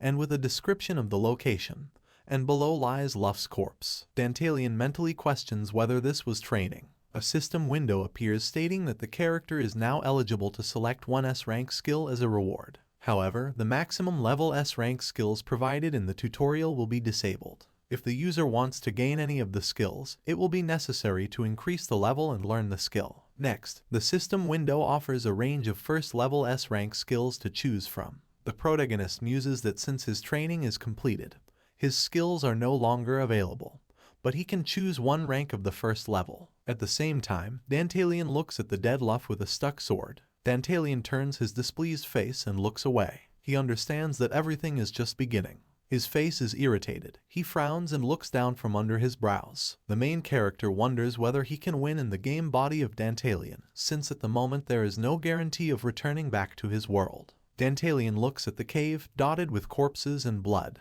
He thinks that all he can do is continue to try to survive in the game reality. Then it is important to make a thoughtful decision about the skill. His gaze glances over the system window with a list of skills. Dantalian looks up at the system window in thought. The character points to one of the skills. The system window asks if he is sure about choosing the skill Apostle of Aphrodite of the first level. Dantalian mentally explains that this skill will help to see the state of opponents and their level of sympathy, as well as their thoughts, which is very useful. Dantalian frowns and looks away, half of his face covered by his hair. He sits, leaning his back on the golem, in front of the slain Luff. With a roar, the golem picks up Dantalian. The character says that he is tired as if he had not slept. He closes one eye, sweat rolling down his face. He glances over Luff's body covered in blood. He then looks at the defeated bald man. Then he sees a blood stain on the wall of the cave and a hand sticking out of the rubble. Dantalian pats the golem on the head and asks him to let him lie on him for a while. Dantalian closes his eyes and falls asleep with a calm face. The voiceover brings the action into reality. He says he remembers how he ended up in bed. Dantalian sits in bed in a room with cracks on the walls. He sees a fireplace, scattered chairs, and candlesticks. Next, his gaze slides over the bookshelves with sabers hanging next to them. The voiceover says that the golem carried him to Dantalian's room. The main character looks at his hand with a surprised face. The voiceover says that he hoped the recent events were just a dream, but he is still in Dantalian's body. The main character comes up to the window and leans his hand against it. The light falls on his face and he covers it with his hand. The voice asks if he can survive in the Demon King's body. At the moment when Dantalian stands at the window and looks into it, a girl with pink hair approaches from behind. The main character turns around in surprise at the voice. The voiceover talks about the new troublemaker, and the character appears before the character with a girl with pink hair and a suit, holding her hand to her chest. The voiceover introduces her as Lapis Lazuli. Dantalian sits on the throne, resting his chin on his hand. He furrows his eyebrows in disbelief and irritation and shouts that he didn't borrow any money. The cold gaze of the girl's icy eyes watches him closely. She apologizes for his rudeness and says that she does not understand his words, because 2 months ago he took a loan from their trading company. The girl kneels in front of Dantalian and looks at him. She looks at him from under her brows and calmly reports, showing the promissory note, that it really happened. Dantalian raises his head and rolls his eyes nervously, not knowing how to deceive the girl. He says that he and Lapis Lazuli have been talking about the same thing for a week now. Dantalian clenches his hand into a fist and looks forward doomedly. A promissory note with loan details and terms is visible. The main character ponders why he should solve all problems for the Demon King. The girl with pink hair stares at Dantalian. His red pupil sharply narrows. He asks Lapis Lazuli to answer one question. The girl raises her head slightly and says that she is listening to the main character. Dantalian's face is not visible. He opens his mouth and asks what will happen if he does not pay the debt. Lapis Lazuli bends slightly. Her back and the outline of Dantalian's figure are visible. She says he will be declared bankrupt. Dantalian crosses his legs, jiggling them, and asks what will happen in this case. The girl looks to the side, her mouth parted thoughtfully. She replies that her company will receive the rights to own the Demon King's castle. Her face becomes covered with shadow, and she says that afterward they must give several small assignments to Dantalian. She looks at him piercingly with a cold gaze and adds that the main character will have to obey their instructions unquestioningly. Half of Dantalian's face is visible. He asks another question about what day it is. Lapis Lazuli opens her mouth and looks at the Demon King in bewilderment. An image of Dantalian appears with a grin and a purple aura behind her. The girl frowns, purses her lips, and asks what he means. The voice says that he wants to hear the exact date. The girl rests her hand on the floor, fingers spread. She apologizes and says that today is April 17, 1505. The character's voice thoughtfully reflects that 6 days have passed since the principal debt was repaid, and that is too long. So the interest will only increase, and he will become bankrupt. The corners of Dantalian's mouth curl into a grin. The girl looks up at him with a tense face. The Demon King says that he has a counter offer and that he needs a loan. He grins evilly, a red aura appearing behind his figure. He asks for another 10,000 libras. The action moves to April 20th, 1505 according to the imperial calendar, to the branch of the Kunst Trading Company. You can see a huge building with a clock and gargoyle statues, with eagles circling above. A goblin is running along the corridor of the building with papers in his hands. He writes something in a book with a large pen and says that he doesn't have time to do anything. The voiceover calls the goblin Toker, the head of the Kunst Company. The goblin accelerates and runs further. Voices are heard that the document should be handed over to payment no later than 8 o'clock. A voice asks what is wrong with the ships in the port of Batavia. The goblin takes out his watch and watches the hands. With a dissatisfied face and a pince-nez in his eye, he discusses how they decided to assemble the leadership at the wrong time. The door to the room swings open with a loud knock, and the goblin apologizes for the wait. Several people are sitting at a large long table. At the end sits a gray-haired man in a tailcoat with a high collar. He tells Toker that he is late and that for traders, time is money. The gray-haired man clasps his hands and orders Toker to sit down. The face of a gray-haired man is visible. He grins, a red glow comes from his eyes.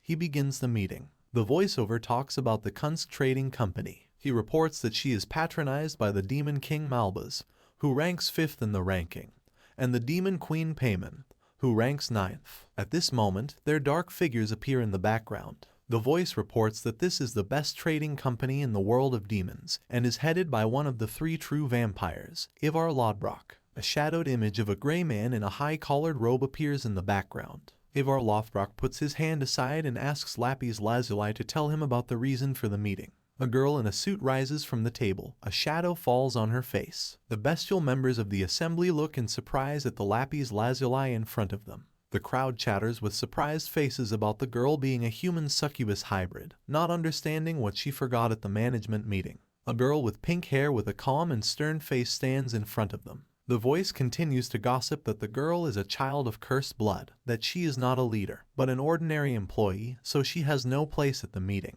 Ivar Lothbrok, with an angry face and red glowing eyes, orders them to be silent. The goblin looks at what is happening in surprise, sweat running down his face. Ivar Lothbrok bows his head, clasping his hands, and asks Lapis Lazuli to continue. The girl begins the story that recently the Demon King Dantalion, ranked 71st, made a request for an additional loan. The calm figure of a girl is visible, looking piercingly with blue eyes at the members of the meeting. Toker clenches his teeth in surprise and looks through his pince-nez in bewilderment, not understanding why a meeting is needed over such a trifle. He slams his hands on the table, rising from his chair, and declaring that the half-breed is talking nonsense. He asks Ivar Lothbrok what's going on. He orders him to calm down, folding his fingers and looking from under his brows, frowning. Ivar Lothbrok turns his gaze to Lapis Lazuli and asks her to tell her how much Dantalion asked for. The girl frowns and looks straight with blue eyes, reporting that Dantalion asked for 10,000 lyre. The creatures at the meeting look at Lapis Lazuli in surprise. Toker, with his mouth wide open,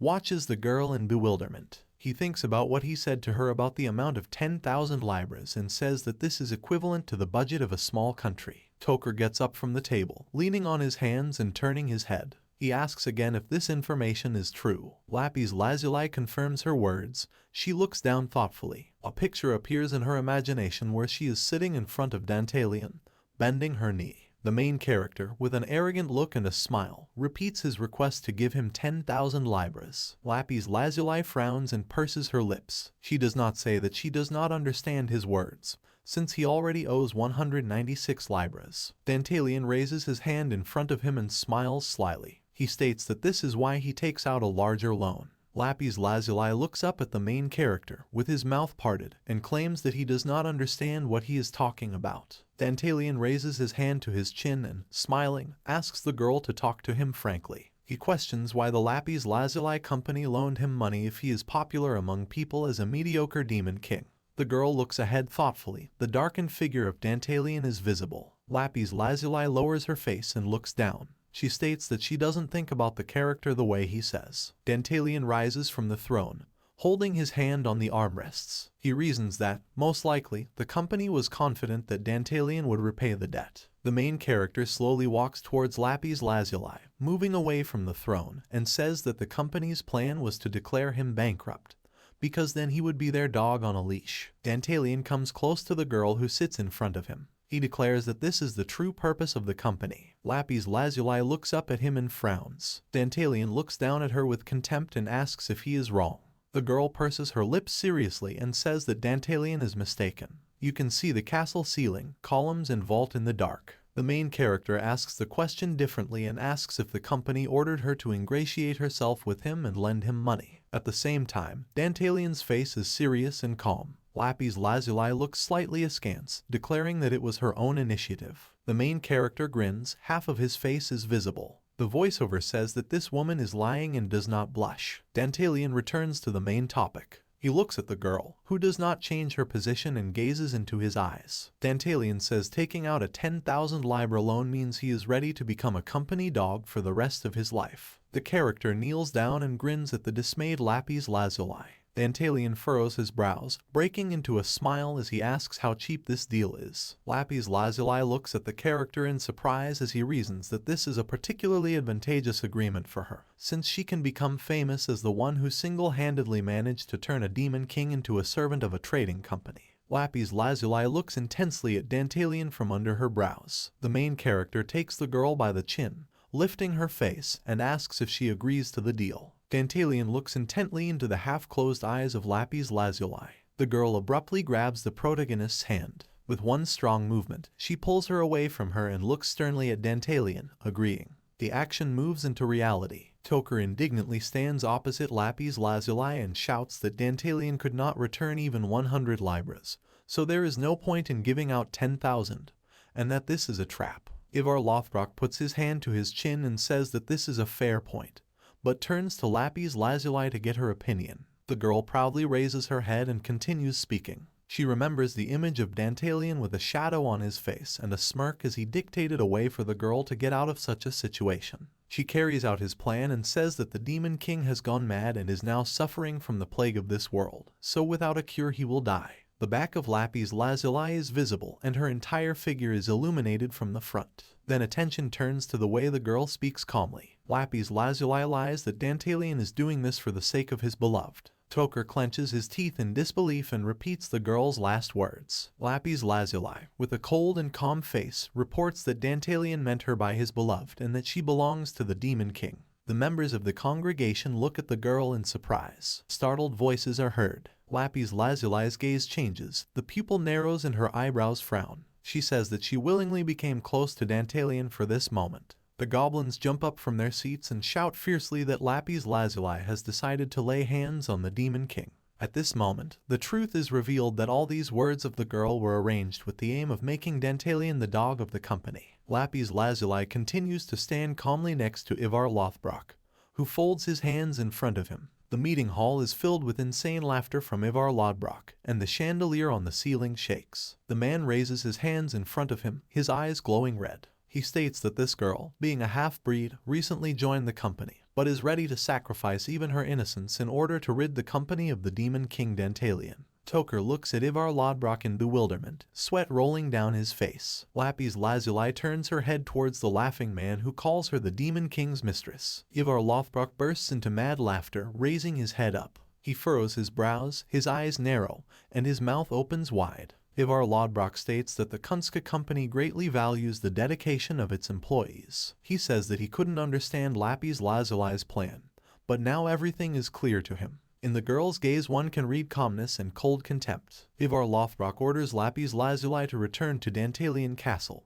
and tell him that the company is giving him 10,000 libras. At this moment, the gray-haired man throws his arms forward in insane joy. The action moves to May 3, 1505 according to the imperial calendar, to the trading city of Kyries. Ships can be seen at the pier against the backdrop of the city. A voice asks what brings Lapis Lazuli here. The girl holds a plant stem in her hands and asks to collect grass of a similar type, which can only be found on the continent. A bald man with a mustache and a merchant's suit declares that for such a business he will need to hire thousands of people, and their wages will be 8,000 libras. He also notes that the grass looks more like a common weed than a unique plant. Lapis Lazuli lowers her eyelids slightly as she looks at the man and says that he shouldn't care as it is an order from the Demon King Dantalian. She also asks to start work immediately. The girl walks slowly, in heels, through the city. Two men in work clothes smile maliciously as they look at her. Lapis Lazuli proudly walks through the crowd of people in the city. Voices behind her are discussing that the girl is running errands for the most incompetent Demon King,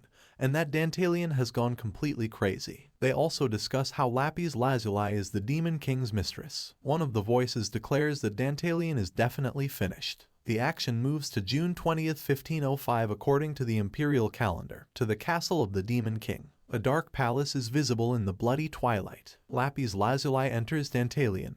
Her heels are visible. She stands at his side while the main character reads a book. The girl reports that the order has been carried out and that they have collected all the grass from the continent. Dantalian looks at her with a bored expression, holding the book in his hands. The girl adds that the grass has been stored in pre-prepared storage areas. The main character slams the book shut and looks at his hands. He praises Lapis Lazuli for the work he has done. She puts her hands behind her back and asks Dantalian what he's up to. The main character's face is covered with a dark aura. The girl looks ahead and reasons that Dantalian spoke about the need for 10,000 libras in connection with the coming epidemic, and in the end she buys useless plants. Dantalian places the book on the table where the glasses are. He asks about Lapis Lazuli's assumptions about this amount. The girl slightly closes her eyelid and frowns, declaring that she does not see any logic in the actions of the Demon King. Dantalian grins, raising his glass with one hand. He suggests that she first celebrate her success. He raises his hand a little higher. Lapis Lazuli looks at the Demon King in bewilderment. The girl looks piercingly with an icy gaze at the main character. She tries to refuse the drink, but Dantalian looks closely at the girl with red eyes and asks if she thinks he slipped something into the drink. Lapis Lazuli softens her gaze, opening her mouth slightly. She asks for forgiveness for her rudeness. At this moment, Dantalian puts a glass of wine in her hand and grins, saying that he is just joking. He suggests starting over and praises the girl for a job well done, then offers her a drink. Lapis Lazuli purses her lips, frowning slightly. The girl brings the glass to her lips and takes a sip. A drop of liquid runs down the corner of her mouth. Lapis Lazuli frowns sharply and blushes, wiping her hand over her mouth. She asks Dantalian in bewilderment what kind of drink this is. He buries his head in his hand, applying it to his forehead. Moving his hand away from half his face, he grins madly and tells the girl that this is the product of her labor, a decoction of collected herbs. Dantalian asks if the drink tastes bad. The girl frowns and her face becomes gloomy. She asks if the Demon King is joking.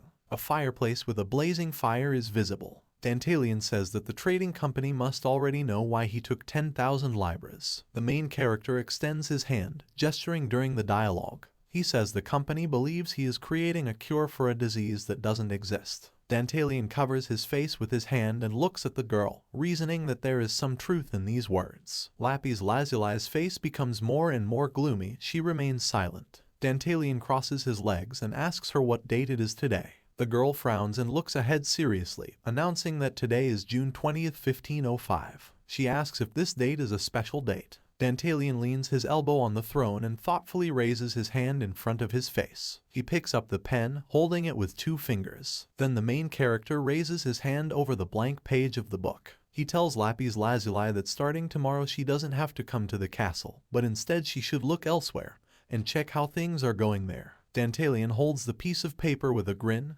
handing it to Lapis Lazuli.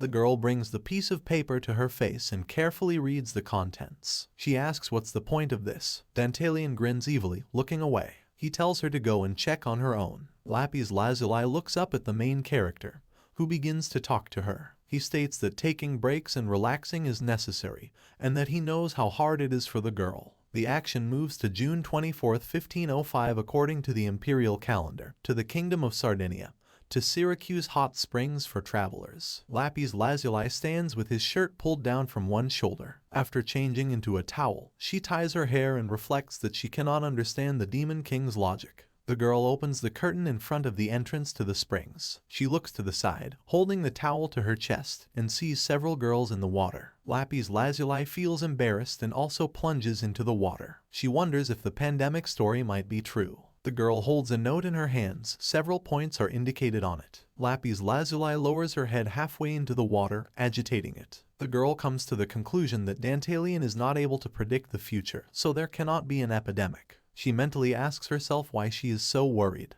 A sharp sound is heard, and Lapis Lazuli quickly turns to its source. She runs up to 2 girls, one of whom has fallen. The red-faced blonde girl can be seen. Lapis Lazuli tries to bring her to consciousness, frowns and asks what happened. The victim lies on the ground, frowning in pain, and says that her whole body hurts. Lapis Lazuli places her hand on the girl's forehead, informing her that she has a fever. Lapis Lazuli's face suddenly changes. She frowns, and her pupil narrows. She sees how a dark spot, similar to filth, spreads across the body of the injured fair-haired girl. Lapis Lazuli remembers the contents of Dantalian's note, where the appearance of black spots was one of the points of the plan.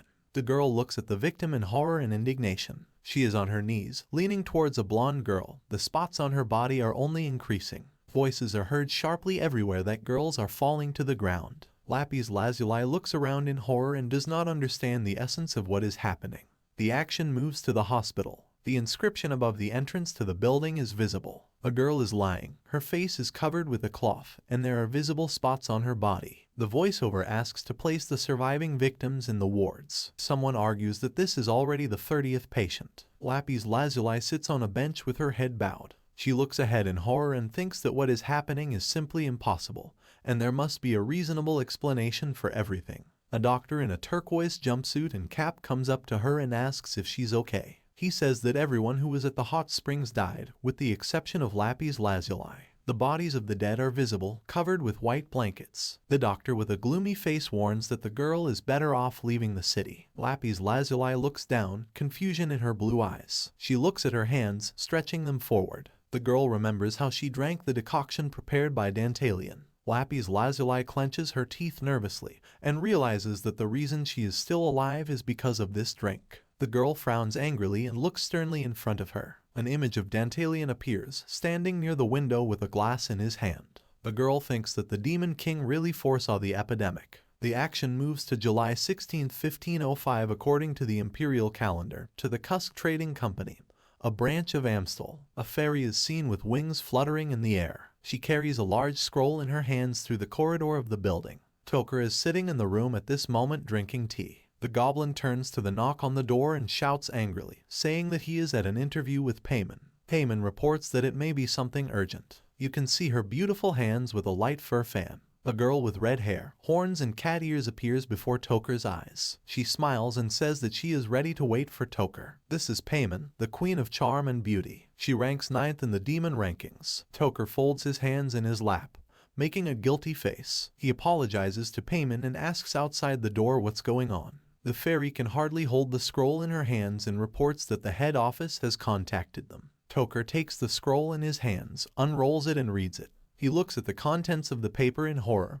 His eyes widen. The package reports that an epidemic has begun, as well as the mortality rate. Payman looks shrewdly at Toker with his red eyes and asks what's going on. The goblin clenches his teeth nervously and refuses. The story is written on the paper that Dantalion has a cure for the infection, that Lapis Lazuli helped him in collecting herbs, and that an urgent meeting of the board of directors is scheduled. Payman extends his beautiful hand with a green ring forward and demands to let her look at the note. A woman with red hair looks at a piece of paper and a shadow falls on her face. The girl carefully scans the contents of the note. Toker watches Payman's reaction in anticipation. The girl with the red voice smiles slightly and looks to the side, putting a fan to her chin. Clouds are gathering. A thunderstorm is raging. Dantalion stands near the window, with his hand in his pocket. He looks ahead thoughtfully with a serious face and says that a storm is coming. A purple glow can be seen outside the window. A long shadow moves away from Dantalion's figure. The Demon King turns around with a smirk over his shoulder. He meets Lapis Lazuli and ironically asks if she managed to rest. The girl looks at Dantalion with cold contempt. He addresses her with his hand extended slightly and his fingers curled, asking why the girl looks pale. Lapis Lazuli frowns even deeper, her blue eyes shining coldly. She asks if Dantalion knew about everything in advance. The main character with an innocent but cunning face turns to her and asks what the girl is talking about. She asks him not to evade the answer. Lapis Lazuli's face darkens. A shadow obscures her eyes. She starts talking about the epidemic in Suracures. She cites as evidence a herb, a decoction of which is a cure for the prevailing disease. The girl stands with her mouth slightly open and her eyebrows drawn together. You can see the roof and towers of the castle and the rain falling. Dantalion turns to Lapis Lazuli in bewilderment, legs apart. A grin appears on his face, revealing his strong teeth. Thunder rumbles. Dantalion spreads his arms to the sides in a perplexed pose and asks if he warned the girl before. Lapis Lazuli frowns sharply, her face contorted in anger. She looks at Dantalion, who looks at her slightly from under his brows with contempt in his eyes. The character's voiceover reveals that he actually knew everything in advance. Dungeon attack takes place in 1515. When a plague sweeps the world, plunging it into darkness. At this moment, a picture appears of a man in armor standing against the backdrop of a gloomy city. According to the plot of the game, an outbreak of the epidemic occurred at the Syracuse hot springs in the summer of 1505. A picture emerges of sobbing people overcome by illness. Only a year later it turned out that black grass has miraculous properties and is a cure for the plague. At this moment, a thin plant with poor leaves appears in the background. Previously, this grass was considered a common weed. Dantalian brings his hand to his mouth, grinning and discussing how lucky he is to be in this particular period of the game. He says that he noticed the required date in the promissory note that Lapis Lazuli offered. The girl stands in front of Dantalian, stepping back slightly. Dantalian looks at Lapis Lazuli with irony and mockery, asking what the company is saying now about the situation with the epidemic. The girl looks at him piercingly with a cold gaze and reports that chaos is currently happening in the company, and that the entire management has recently been called to a meeting. The main character takes a few steps forward and asks why Lapis Lazuli is standing in front of him and not running into the company. Dantalian looks directly into her face with a crazy look, breaking into a grin. He asks why the girl came to him. He bares his teeth, showing his fangs when he smiles. Dantalian says that Lapis Lazuli is afraid to return to the company, as it might be too dangerous for her now. The main character spreads his arms in front of the girl and says that the company probably thought that it was impossible to predict the beginning of the epidemic, which means that someone deliberately released this disease into the world. He brings his face closer to Lapis Lazuli's and says that she should be considered the cause. Dantalian says that, according to the company members, she has subjugated the Demon King, becoming his mistress. The girl clenches her hands into fists, her dark shadow is visible. Dantalian sneers when he talks about how Lapis Lazuli promised the company to make him a dog for them. He continues to finish her off, telling her that she found herself in the very center of a plague epidemic, and before that she was looking for a miraculous herb throughout the continent. Lapis Lazuli looks at Dantalian's face in horror. The main character concludes that all this looks like betrayal. The girl clenches her teeth in indignation. Dantalian says that since she came to him and not to the company, she understands this perfectly well, and the character's eyes at that moment glow with a red shine. The girl steps back, frowning on her face. In Lapis Lazuli's imagination, a crowd of people laughs at her. She says she was treated like garbage from the day she was born. Lapis Lazuli stands among strangers with laughing faces. She says she had to work tirelessly to achieve her position and prove her worth to everyone. However, now all her efforts are in vain.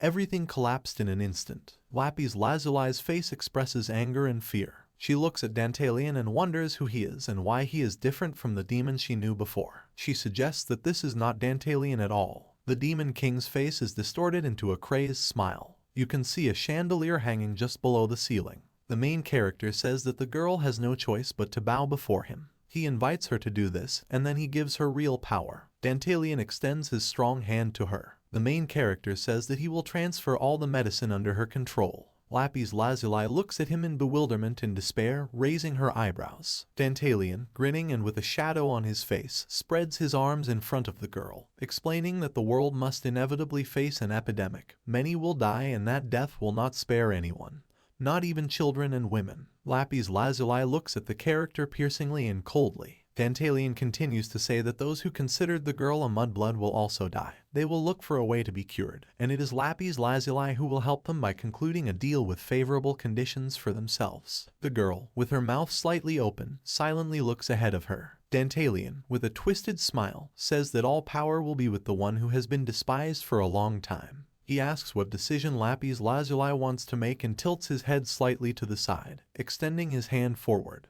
The girl's inner voice tells her not to agree to the deal. The girl looks ahead in horror, half of her face is not visible. The purple glow outside the window flares up. Lapis Lazuli opens her mouth, then a resigned smile lights up her face. She kneels before Dantalian and agrees to his terms. The girl says that she entrusts her life to the main character and from now on will faithfully serve the King of Demons. Lapis Lazuli's eyes glow with a blue glow and her face is slightly tilted. The girl brings Dantalian's hand to her lips, pressing herself against it and kissing it. The protagonist declares that in response to her sincere confession, he will guarantee her a place in the front row. Dantalian smiles sarcastically and looks at the girl with his hand outstretched. The action moves forward a week. A table with hot food and drinks on it is visible. Lapis Lazuli carries a table of food along the corridor. The girl looks ahead thoughtfully. She knocks on the door, bending her arm, and says that she has brought lunch. Lapis Lazuli stands waiting in front of the room. The door opens and Lapis Lazuli asks for forgiveness for disturbing her. The girl looks forward with a cold sparkle in her eyes. She reasons that since the Demon King became her master, he has only read books or slept. A picture appears of a spilled bottle lying among the books. Then the figure of Dantalian is seen with her leg crossed over her leg. The main character is sleeping with his feet on the desk in front of him and his face covered with a book. The book falls to the floor with a quiet sound. Dantalian turns over in his chair as Lapis Lazuli watches him. The girl states that she does not understand his intentions and sees the calm face of the Demon King while sleeping. Lapis Lazuli says that 6 months ago she contacted Dantalian, wanting to get a promotion in the company. The girl bows her head to the Demon King and introduces herself. Dantalian orders her to be silent, looking at Lapis Lazuli, who bowed her head in front of him. The Demon King, his face distorted with contempt, declares that he is not interested in the Mudblood's name and asks to get closer to the point. Lapis Lazuli says that he was unpleasant and materialistic. An image appears of Dantalian holding handfuls of coins. The girl says that all she had to do was tell the adventurers about the treasures in the Demon King's castle. A picture pops up in her head of how Luffy came to her and asked for a map. The man with the bandage on his head grinned unpleasantly, baring his teeth. Lapis Lazuli smiles slyly in response to his words. The girl says that Dantalian's words hurt her, so she wanted to bring back the pain. The action returns to reality. Lapis Lazuli looks down at the sleeping Dantalian. She reasons that this is a completely different Demon King and that she cannot understand the change that has happened to him. The girl thinks that the lives of the entire population of the continent are in the hands of the main character. Lapis Lazuli slightly closes her eyelids and raises her eyebrows, asking how he can sleep in such a situation. Dantalian's face with her eyes closed can be seen in the background. Lapis Lazuli stands with her arms folded across her chest and her face turned to the side. She reflects that some countries have already sent partnership offers to repurchase the medicine, and that she finds it difficult to believe the silence of the trading company in such a situation. Lapis Lazuli's eyes light up with blue fire. Toker stands in front of the huge doors and asks Ivar Lodbrok to enter. The head of a horned animal can be seen attached to the wall. Then a picture of a woman figurine appears next to a clock. The action takes place in the branch of the Kunsk Trading Company, in the room of Ivar Lodbrok. Toker stands in the middle of a huge room with bookshelves. On the table you can see a candlestick with 3 candles. One of them catches fire. Ivar Lodbrok sits in the darkness, which is cut only by the light from the candles. He invites the goblin to sit down. Ivar Lodbrok's face is sternly tense.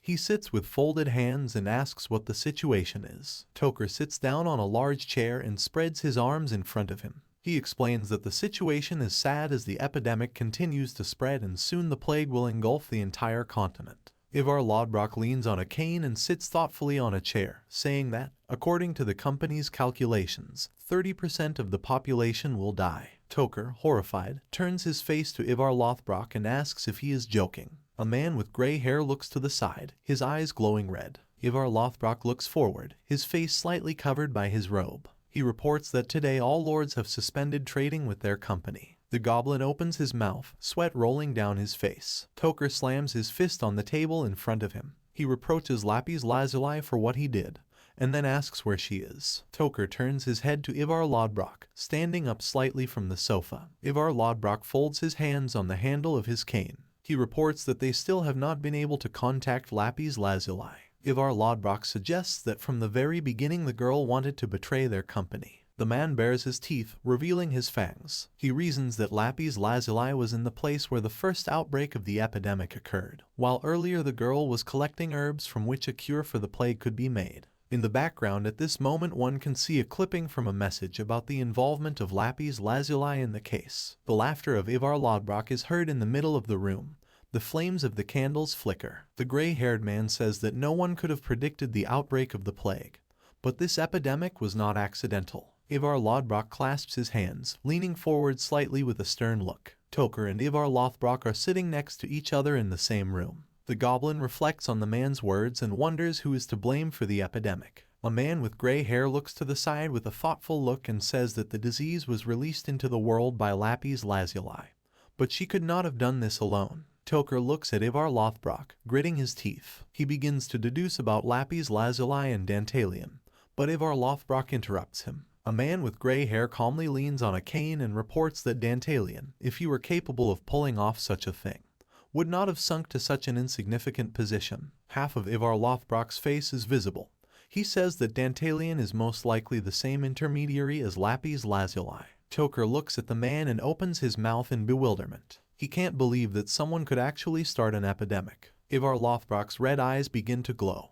He frowns and says that he has one demon in mind that could be the instigator of the whole situation. You can see the surprised face of a goblin with a monocle. Ivar Lothbrok talks about one of the greatest lords of the continent, an immortal black magician, because only he can accomplish something so large scale. This is the god of black magic and disease, King Barbatos, 8th in the ranking of demons. At this moment, a grinning grimace with horns appears in the background. Toker looks at Ivar Lothbrok incredulously, sweat rolling down his face. He reasons that if Barbatos is involved, then anything is possible, since he hates people and has started wars more than once, destroying more than one country. An image of a girl with a scythe in her hands appears.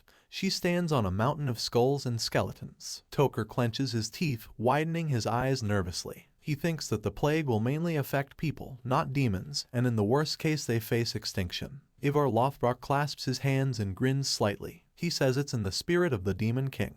The Toker leans forward, resting his hands on the table. He asks what they should do in this situation. The goblin lifts his face, covered in sweat, and says that the company was able to build strong relationships with many demon kings, which is why they rose to such heights. Toker furrows his eyebrows in fear and says that despite their relationship with the demon kings, if you have to go against one of them, you need to carefully prepare and find hard evidence. Ivar Lothbrok looks at Toker from the side, without turning his face. He says that they will have enough evidence, since Dantalion and Lapis Lazuli will tell everything. The white-haired man calmly folds his hands in his lap and tells him not to worry, as he has already taken the necessary measures. Ivar Lothbrok bares his teeth, opens his mouth and raises his voice. He screams that they will regret crossing his path. Toker looks at the man in amazement, his mouth slightly open in shock. A female figure appeared behind the goblin. A girl with long turquoise hair handed Ivar Lothbrok a bundle of paper. A man spreads a note illuminated by a fiery flame.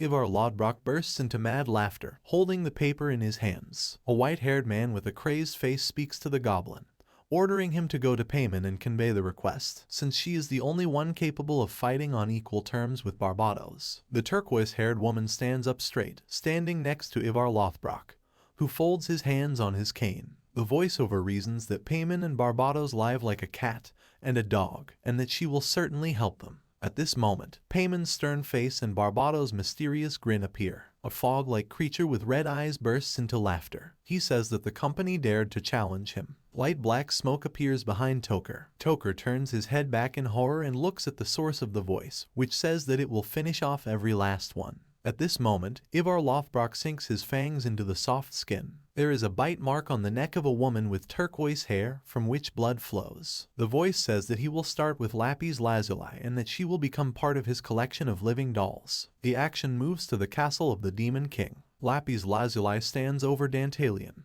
leaning on his knees, and asks him to wake up, as they are in trouble. The Demon King opens his eyelids in confusion. Lapis Lazuli with a restless face holds out the paper, saying that Dantalion has received an invitation. The main character looks at the girl with red eyes in bewilderment. Lapis Lazuli directs a piercing gaze at him. The girl states that this is an invitation to a meeting and that she has never heard of it being organized so quickly. At this moment, Ivar Lothbrok bares his teeth, his fangs are visible. He utters a phrase that all the demon kings who rule this world will gather in one place. Lapis Lazuli finishes her sentence with her eyebrows furrowed, sweat running down her cheek. She says that Walpurgisnacht will begin. The grinning face of Ivar Lothbrok appears. You can see the bright sky and notes flowing in the air. Someone sings a song and the peak of a hat appears on someone's head. A girl in a witch costume puts a stick forward and addresses someone she calls her sister. She asks who the next client will be. Another girl appears wearing a witch's hat and has blonde hair. She reveals that he will be the Demon King Dantalion.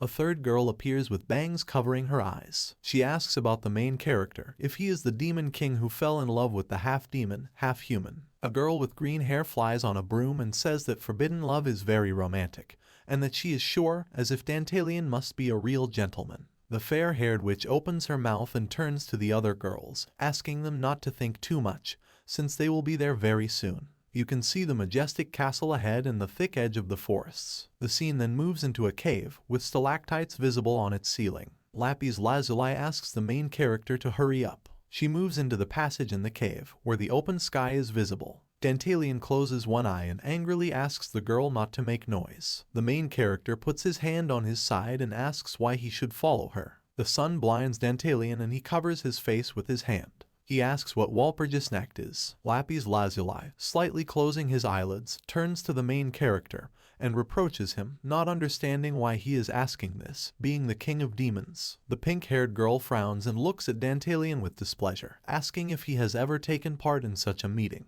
Dantalian spreads his arms to the sides and replies that he has never been to Walpurgisnacht. The girl raises her face, frowning, and says that this is an important event where all the demon kings and their closest subordinates gather. Together they solve global problems to maintain universal order. Images of the 4 demon kings appear in the background. Lapis Lazuli goes on to explain that the meeting is not held regularly, but almost all the demon kings are invited to attend. Dantalian, with a bored face, puts his finger to his ear and says that this meeting has nothing to do with him. Lapis Lazuli closes her eyelids contemptuously. She reveals that the topic of this meeting is the plague. At the same time, the girl turns her torso and heads towards Dantalian. She warns that Nibelheim has been chosen as the meeting place. The girl looks with piercing blue eyes at the main character and says that one of the branches of the Kunst Trading Company is located there, from which we can conclude that the company itself initiated the meeting. A dark shadow falls over the girl's eyes. She continues to argue that Dantalian has a monopoly on the medicine,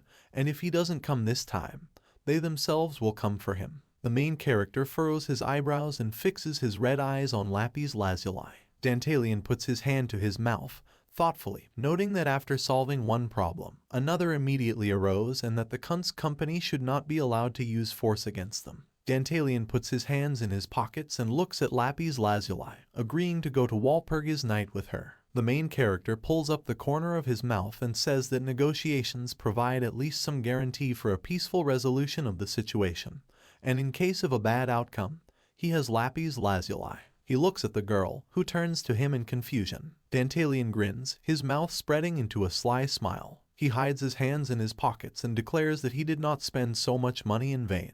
The girl walks forward with measured steps when the main character calls out to her. He extends his hand in front of him and asks how they plan to get to Nibelheim. Dantalian, looking bored, looks away and thinks about what would be beneficial for the company if he does not come, since they will probably put a spoke in the wheels. Lapis Lazuli takes the watch in her hands and looks at the time, declaring that she has prepared transport and escorts for them in advance and that they should appear soon. The girl slightly puts away her hand with the watch and looks to the side. Music is playing. The notes of a song are heard in the air. Witches appear on brooms, circling in the air. Lapis Lazuli and Dantalian look up in bewilderment. Dantalian's eyes widen and his eyebrows furrow. The blonde witch holds her skirt with her hand and lowers herself down. She deftly jumps on one leg, kicking up dust. Then she stands on both legs, bending one of them. Her friends successfully land behind the girl. They put their hand to their heart and thank you for choosing their services. One of the girls announces that they are the Berber sisters and have come to accompany the Demon King on his journey. The 5 witches kneel before Dantalian and place their hands on their hearts. Dantalian looks at the girls in bewilderment and clenches his teeth. He turns to Lapis Lazuli in surprise and says that these are children, asking if they can handle it. Lapis Lazuli sits up straight and looks at the Demon King. She asks not to judge by appearance, since the bodies of witches stop aging as soon as they enter into the first contract with the Demon King. The fact that they look young proves their genius. The blonde witch is seen bowing her head. Dantalian, mouth wide open, turns to the witches in surprise. Lapis Lazuli says that each of the girls is at least 200 years older than her. Dantalian clears his throat, bringing his hand to his face, and says that was rude of him. He asks the girls to raise their heads and extends his hand in front of them. The main character puts his hand to his heart and conveys his gratitude and hope that the flight will be safe. Enchanted little witches look at Dantalian with a loving gaze. Lapis Lazuli looks at them piercingly with her eyes. Dantalian turns to her and asks what happened while the witches examine the protagonist. Lapis Lazuli replies that nothing happened. The blonde witch raises her hand, gathering magic from her finger. In an instant, a broom with a throne on it appears nearby. The witch invites Dantalian to take her place. Dantalian sits down in a chair and asks if it's really safe. The witch turns her face to him and asks him not to worry. Holding her hat, the little girl begins to push the broom, followed by a dark-haired witch, with Lapis Lazuli behind her. They hope that the characters will enjoy the flight to Nibelheim. Against the backdrop of the city at night, there is a statue of a woman with angel wings. The action moves to Nibelheim, to Hermes Square. The city at night is visible, with glowing windows in the buildings. Dantalian just got off his broom and stands in front of the blonde witch with a smile on his face. The main character says that sitting still for 6 hours was hard. The girl thanks the client for his patience. Dantalian, jacket in hand and smiling, tells the witches that they did a good job and offers to treat them to dinner. The girls look at the main character with fascination and agree. A girl with blonde hair raises her finger and notices that there is a popular restaurant nearby. Dantalian asks to take them. Lapis Lazuli frowns and looks at Dantalian, turning to him. The main character turns his dissatisfied face towards her, clenches his teeth and asks if she herself is tired. Lapis Lazuli looks piercingly into Dantalian's face. With a grin, the main character tilts his head slightly to the side and asks if she is afraid that the company will attack them. He asks her to relax as no one will attack the Demon King in the city center. The girl frowns, silently watching Dantalian. She agrees and they end up at a restaurant. A goblin, a werewolf and a vampire are sitting at a table, clinking glasses of beer. Next you can see a monster girl and 2 men with happy faces. The main character moves through the crowd of people with lapis lazuli and notices that the city is quite lively. The witch responds that this is the only district that caters to everyone, regardless of race or class. The blonde girl points forward with her finger and turns her head towards the characters, noticing that they are already close. Dantalian turns his head sharply with a calm but uncomprehending face. He sees someone kicking a man with green hair. The client yells at the man because he doesn't like alcohol and the chairs are impossible to sit on. He complains that the man cannot serve them properly. The face of the offender is visible, distorted in anger. He cheekily asks whether he should pay for such a service. The offender kicks a man with green hair on the head. He defends himself with his hands and asks for forgiveness. Lapis Lazuli stands behind Dantalian, watching the scene with an indifferent expression. Dantalian looks at the offender in anger and asks who he is. Someone tells him that this is the 72nd Demon King Andormarius. The fierce face of a man with blue hair is visible. He beats the waiter with strong movements. Dantalian watches the scene with a displeased face. There are 72 Demon Kings in the world, and the main character is 71. Dantalian says that he was curious about the essence of the 72 Demon Kings. The character takes a glass from the table. A surprised restaurant client looks at him. Dantalian takes a sip of wine with a smile and grins. Dantalian pompously raises his glass above his head, attracting attention. Lapis Lazuli looks attentively at the main character and calls out to him. The main character drops a glass, from which wine rapidly flows out. He notices that the journey turned out to be more interesting than he expected. Dantalian's face contorts into a maddened grin.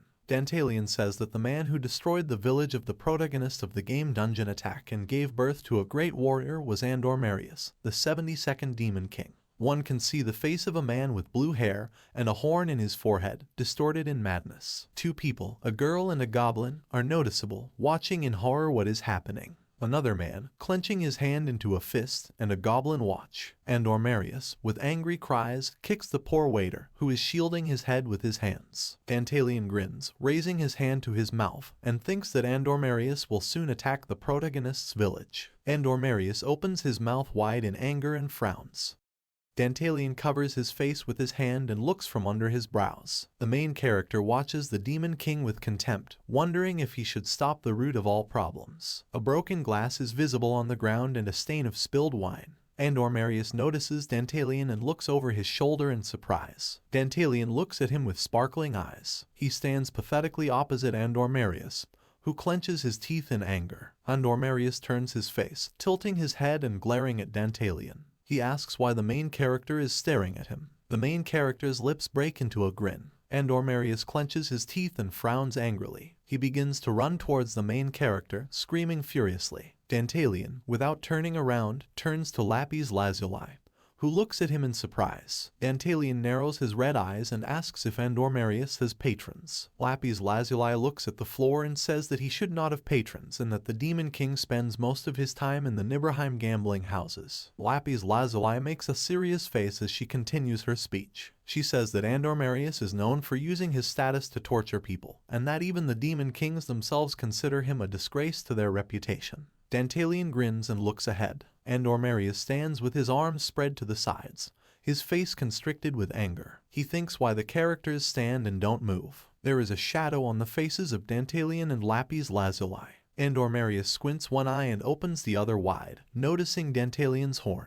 He thinks that the girl behind the main character is a succubus or half-blood. The dark figure of the Demon King moves towards Dantalian and Lapis Lazuli. The girl frowns and looks coldly at the main character, begging him not to do rash things, since the battle between the Demon Kings can cause a lot of problems. Dantalian grins, half of his face obscured by the shadows, asking about the general law. Lapis Lazuli gives the protagonist a stern look and says that Demon Kings are considered to be of higher rank than any aristocrat. They have incredible power that can destroy the world. However, there are only 72 Demon Kings, and due to a number of circumstances, instead of the laws of the Empire, they follow the general law, which ensures their own safety as well as the protection of their enterprises. The images of the 4 Demon Kings reappear in the background. Lapis Lazuli looks forward, a shadow falling over her eyes. The girl reasons that any fights between Demon Kings are strictly prohibited. She says that if Dantalian, like a child, gives into emotions and is the first to get into a fight,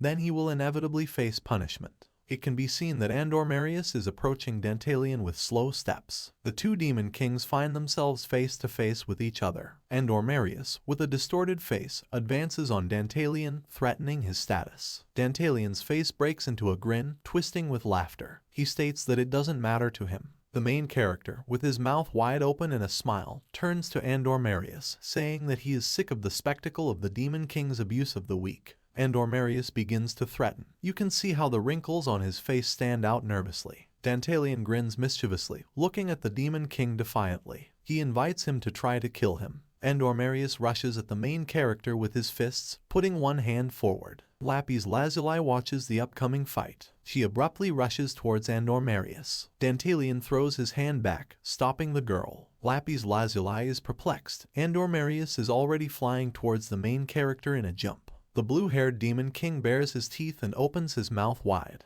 Dantalian provokes him, smiling widely. Andor Marius's fist stops a few centimeters from the protagonist's face. Dantalian looks directly at the Demon King's fist, frowning. Andor Marius begins to laugh and, moving his hand back a little, notices that one Demon King has lost his memory and has forgotten what kind of blood flows in his veins. Dantalian frowns darkly, his red eyes fixed on him. Andor Marius continues, saying that the main character runs around like a dog around the hybrid, and also made her his mistress. Lapis Lazuli clenches her teeth in anger and frowns deeply. Andor Marius places his hand on Dantalian's shoulder and states that he did not expect to meet him in such a place. The Demon King's face wrinkles and distorts unpleasantly. Dantalian mentally notes that Andor Marius seemed like just a fool. He looks at him mockingly from the side and grins. Andor Marius notices that he almost hit the main character, and thereby almost violated the general law. While his face is distorted mockingly and solemnly, Demon Kings are prohibited from attacking each other. Andor Marius chuckles, gritting his teeth and looking forward. He says that if he had not realized that the character was the same Dantalian, he would have been in trouble. The blue-haired Demon King throws his hand forward, declaring that the protagonist was trying to provoke him into attacking first. Andor Marius laughs loudly, his mouth wide open, his eyes bulging. He taunts Dantalian and says that he messed with the wrong person. Dantalian's face darkens, a shadow falls on his eyes. Andor Marius turns to Lapis Lazuli, who stands sedately in place. He extends his hand in front of her, tensing his wrist and grinning, saying that the girl seduced the Demon King. Lapis Lazuli's blue eyes sparkle with a cold glow as Andor Marius comments on her beautiful appearance. The Demon King's face scrunches up maliciously as he comments on the smell of Lapis Lazuli, insulting her. Andor Marius touches the girl's breasts with his fingers and asks what Dantalian could see in her. A finger slides down Lapis Lazuli's body. Andor Marius declares that he wants to taste her himself. The girl looks at him coldly, frowning, and asks him to stop. Andor Marius looks down at her in bewilderment. The Demon King turns away from Lapis Lazuli and closes one eye. He tells Dantalian that the general law only prohibits battles between Demon Kings. Andor Marius opens his mouth wide. Saliva flowing down the character's teeth is visible. He raises his hand, clenching it into a fist, and raises it over Lapis Lazuli. The girl's pupils narrow in horror. Andor Marius lands a strong blow to Lapis Lazuli's face. The girl gets hit on the cheek. Blood is visible. The witches and the crowd of humans and monsters look on in amazement and fear, and Ormarius opens his mouth mockingly, bringing his eyebrows together in a terrible grimace. He states that he can hit anyone except Dantalian himself, and nothing will happen for it. And Ormarius rushes forward in a frenzy, his eyes glowing red. He says that he will teach Lapis Lazuli some manners and then return her, and asks not to be offended if he ruins her face. Dantalian stands with his hand in his pocket. He raises his hand to his chest and looks at Ormarius with a dissatisfied face. The blue-haired Demon King spreads his arms to the sides in glee. Lapis Lazuli lies on the ground, beaten. Ormarius extends his hand to the side and addresses the crowd, declaring that he will not spare anyone in his path. Ormarius, in a fit of madness, opens his mouth wide and laughs, ordering them to bow before him. Otherwise they will be forced to share the fate of Lapis Lazuli. Ormarius points his other hand at the girl lying next to him. The witches silently watch what is happening in horror. The man and the elf look away, and Ormarius's face breaks into a malicious grin. Lapis Lazuli lies motionless on the ground, curled up. The Demon King with a brutally evil face raises his leg over Lapis Lazuli. He kicks her right in the side. The girl spits out saliva in pain, and Ormarius's face twists into a grin as he states that he feels great beating the girl. Dantalian purses his lips and silently looks at what is happening. And Ormarius turns to the main character with outstretched hand and triumphs. He says he beats up the Dantalian woman right in front of him, and he can't lift a finger. And Ormarius puts his hand aside, bursting into laughter. He raises his arms up, raising his body, and asks to say his name, declaring that he stands on top of the world. And Ormarius sticks out his curly tongue and his eyes turn black. His face changes abruptly, with a grimace of incomprehension on it. Dantalian laughs, covering his mouth with his hand. The blue-haired Demon King asks why he is laughing. Dantalian turns his red eyes to Ormarius. He says that the speech is pretentious and that he wonders how many people here will listen to him. At this moment, the mocking smile of the main character is visible. Ormarius cackles, his face contorting again, and he asks if Dantalian refuses to admit defeat. He states that if people do not comply, he will simply use force. Dantalian adjusts his jacket, tilting his head. The corners of his lips lift in a smile. The main character furrows his eyebrows and tells Ormarius with a grin to ask if anyone here is interested in his power. Ormarius's eyes widen and his eyebrows furrow. He looks sharply to the side, frowning. Lapis Lazuli rests her hands on the ground, rising from her knees. She wipes the blood from her beaten face, and Ormarius's face is obscured by a dark shadow. He asks the girl what she is doing and says that it would be better for her to continue lying down. Ormarius looks at Lapis Lazuli with anger and contempt. The girl looks coldly with blue eyes at the Demon King. Ormarius looks at her intensely, gritting his teeth, and asks why she is looking at him. He raises his hand over the girl and lands another blow to the face, declaring that she is too arrogant. Suddenly, Ormarius's face becomes covered with folds. The girl does not fall after the blow, lowering her face. She looks from the side with her blue eyes at the Demon King. Ormarius raises his fist again, preparing to strike again. He strikes the girl again, saying that she should know her place. The blonde witch watches in horror what is happening.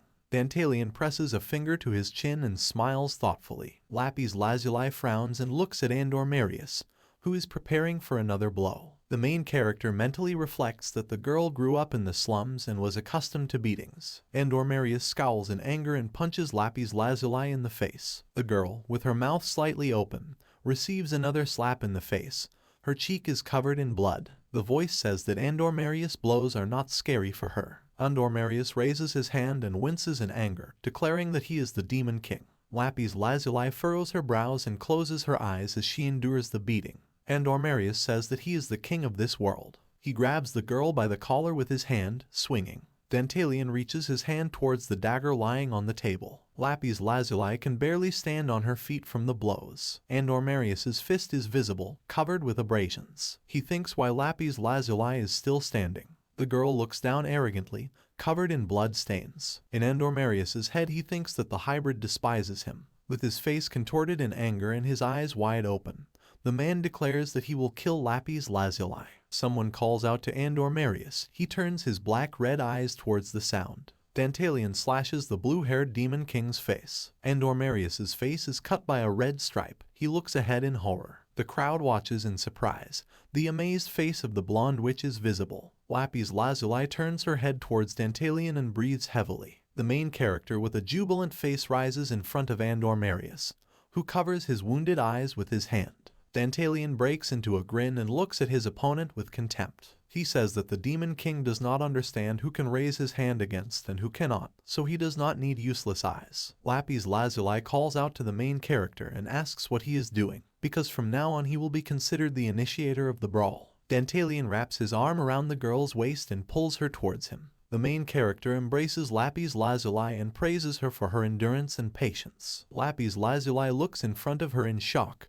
but her face shines. Dantalian holds the girl's head, thanking her with a malicious grin. The main character pushes Lapis Lazuli away from him and takes her hand. He can be seen gently squeezing the girl's hand and looking at her with red eyes. He admits that he would like to do this in a more formal setting, but she is so radiant that Dantalian is unable to resist. Lapis Lazuli looks in bewilderment as the main character holds her hand. A ring with a sparkling diamond appears on the girl's finger. She tries to ask what it is, but Dantalian tells her to be quiet. He takes Lapis Lazuli's hand and orders her to watch. The main character raises the girl's hand high and calls out to the crowd. He says his name and status and says that his love is next to him. At the same time, you can see how wide Dantalian opens his mouth while screaming. Lapis Lazuli then turns her head towards the people in surprise. People look at Dantalian and the girl in confusion. The main character states that even though they are from different worlds, it doesn't matter, and if someone forbids him to be with Lapis Lazuli, he will still love her. Some residents are touched by Dantalian's speech. A girl stands in the crowd with shining eyes. Andor Marius is writhing in pain at this moment, blood flowing from his eyes. Dantalian points to him and says that he began to mock his beloved woman for no reason. He asks people if he can turn a blind eye to this, because it is simply unacceptable. The main character's eyes shine red. He opens his mouth wide, delivering his speech. Dantalian pulls the girl onto his chest and hugs her. He extends his hand forward as Lapis Lazuli frowns painfully. Two from the crowd look at the girl and the main character in surprise. The witches frown in confusion and make a dubious face. They think in their minds that Dantalian went against the rules and attacked the Demon King for the sake of his beloved.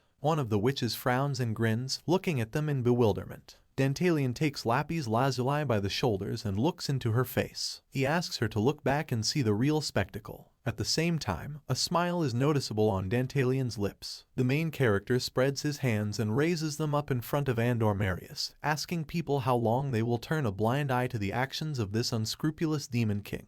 The waiter, who was beaten by Andor Marius, is picked up by a passerby. Dantalian's voice addresses the crowd, asking if they are okay with everything that is happening. One of the men clenches his hand into a fist. The goblin's dissatisfied face is visible. The black figure of the protagonist is visible, jubilant over Andor Marius. He states that if there is justice in the world, then doesn't Andor Marius deserve punishment? Dantalian's eyes sparkle. He grins and flexes his fingers. Andor Marius covers his face with his hand, through which blood continues to flow profusely. He is still trying to silence Dantalian. The blue-haired Demon King's red, swollen eye is visible. The man stretches his hand forward and angrily declares that only the main character deserves punishment here, since he was seduced by Lapis Lazuli and violated the general law for her sake. Andor Marius spreads his bloody hands to the sides and grins. A man with bleeding eyes frowns and screams in madness. He raises his hands to the sky and falls to his knees, asking him to grab Dantalian since he broke the law of the Demon Kings. The crowd looks at the screaming Demon King in bewilderment and fear. Andor Marius continues to threaten and declares that if people do not listen to him, he will kill everyone. At this moment, the uncertain faces of the people around you are visible. Afterwards, the face of a suffering, beaten waiter with green hair is noticeable. Andor Marius spreads his arms in madness, his face contorted in triumph. He states that Dantalian had no right to interfere. The main character comes closer to him and asks why the Demon King continues to be so arrogant. The main character looks down on his enemy with contempt and coldness. Andor Marius raises his head to him. His eyelids and eyes are bloody. He does not understand what is happening, as Dantalian tells him. The main character raises his hand, slightly bending his fingers. He addresses the people of Nibelheim. Dantalian's mouth can be seen opening wide. He declares that on behalf of the King of Demons he finds Andor Marius guilty. You can see how Andor Marius's face distorts in rage at these words. The crowd looks at what is happening in bewilderment, with rounded eyes. Dantalian frowns and smirks, declaring that the crowd should decide the punishment Andor Marius will receive. Dantalian puts one hand to the side and announces this to all the townspeople. Dantalian presses his other hand to his chest, a shadow falling over his eyes. He states that it is because of humans that demon kings exist to this day.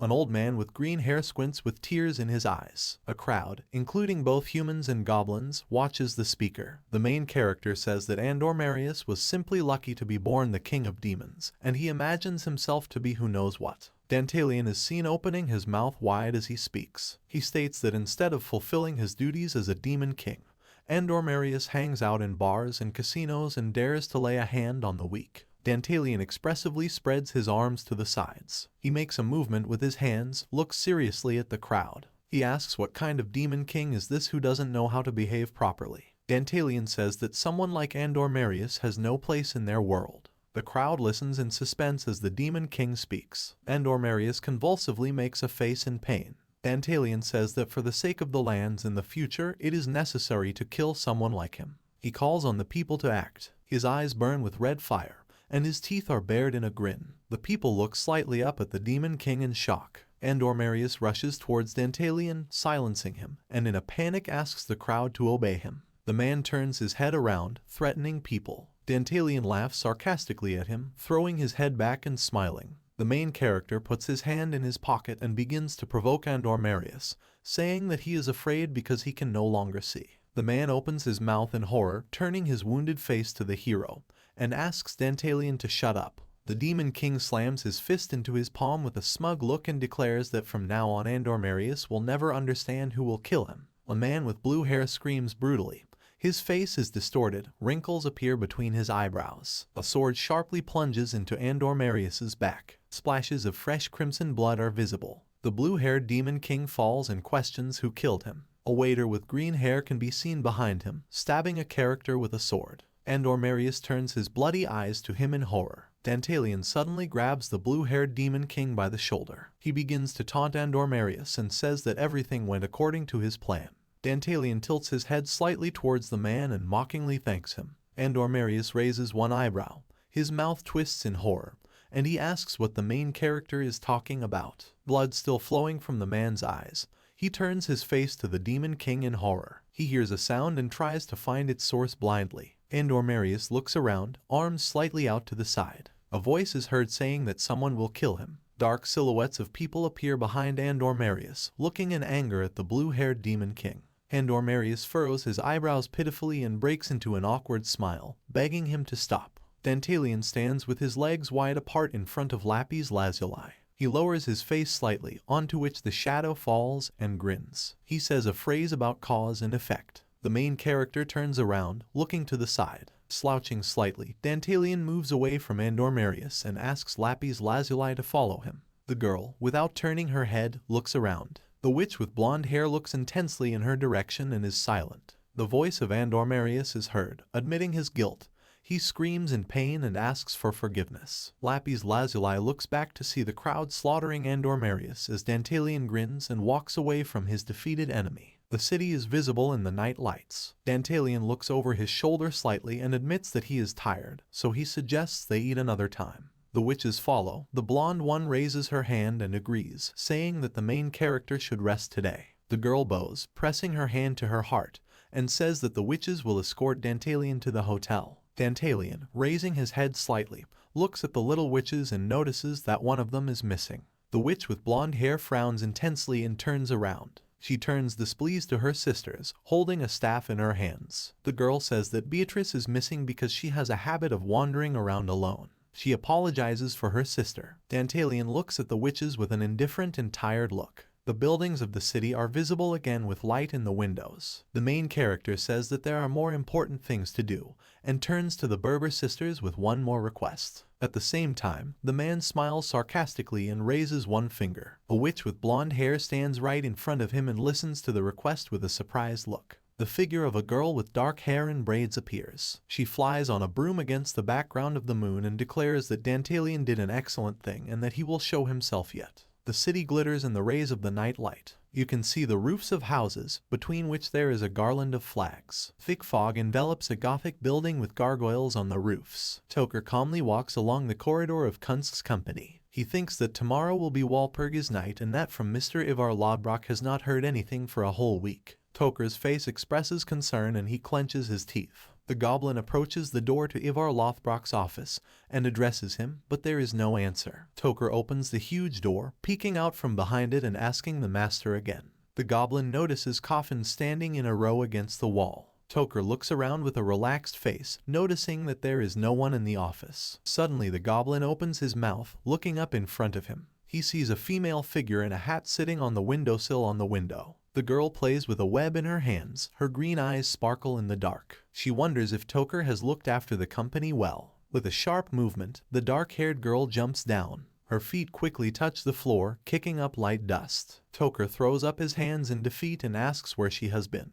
The dark-haired girl looks slyly at her subordinate and turns out to be Ivar Lothbrok. Pictures arise in the imagination of how the dark-haired girl joyfully watched Dantalion. Then the main character himself and Lapis Lazuli are seen standing together. The girl's face is distorted into a crazy smile. A green glow comes from her eye. Ivar Lothbrok, in the guise of a witch, states that he wanted to take a look at Lapis Lazuli and Dantalion for himself. Toker, in bewilderment, moves his face forward a little. He asks if his master has found out anything. A dark-haired girl moves past Toker and says that Dantalion and Lapis Lazuli did not have a dialogue about the plague, but something interesting happened in Hermes Square. Ivar Lothbrok, in the guise of a witch, smiles slyly and furrows his eyebrows. Toker lowers his face slightly in tension, looking thoughtfully at the girl. You can see the witch's grin, her wide-open corners of her mouth. The voice says that he underestimated Dantalion. The image of the Demon King with his back turned appears. The voice argues that there is still truth, since Dantalion is head over heels in love with Lapis Lazuli.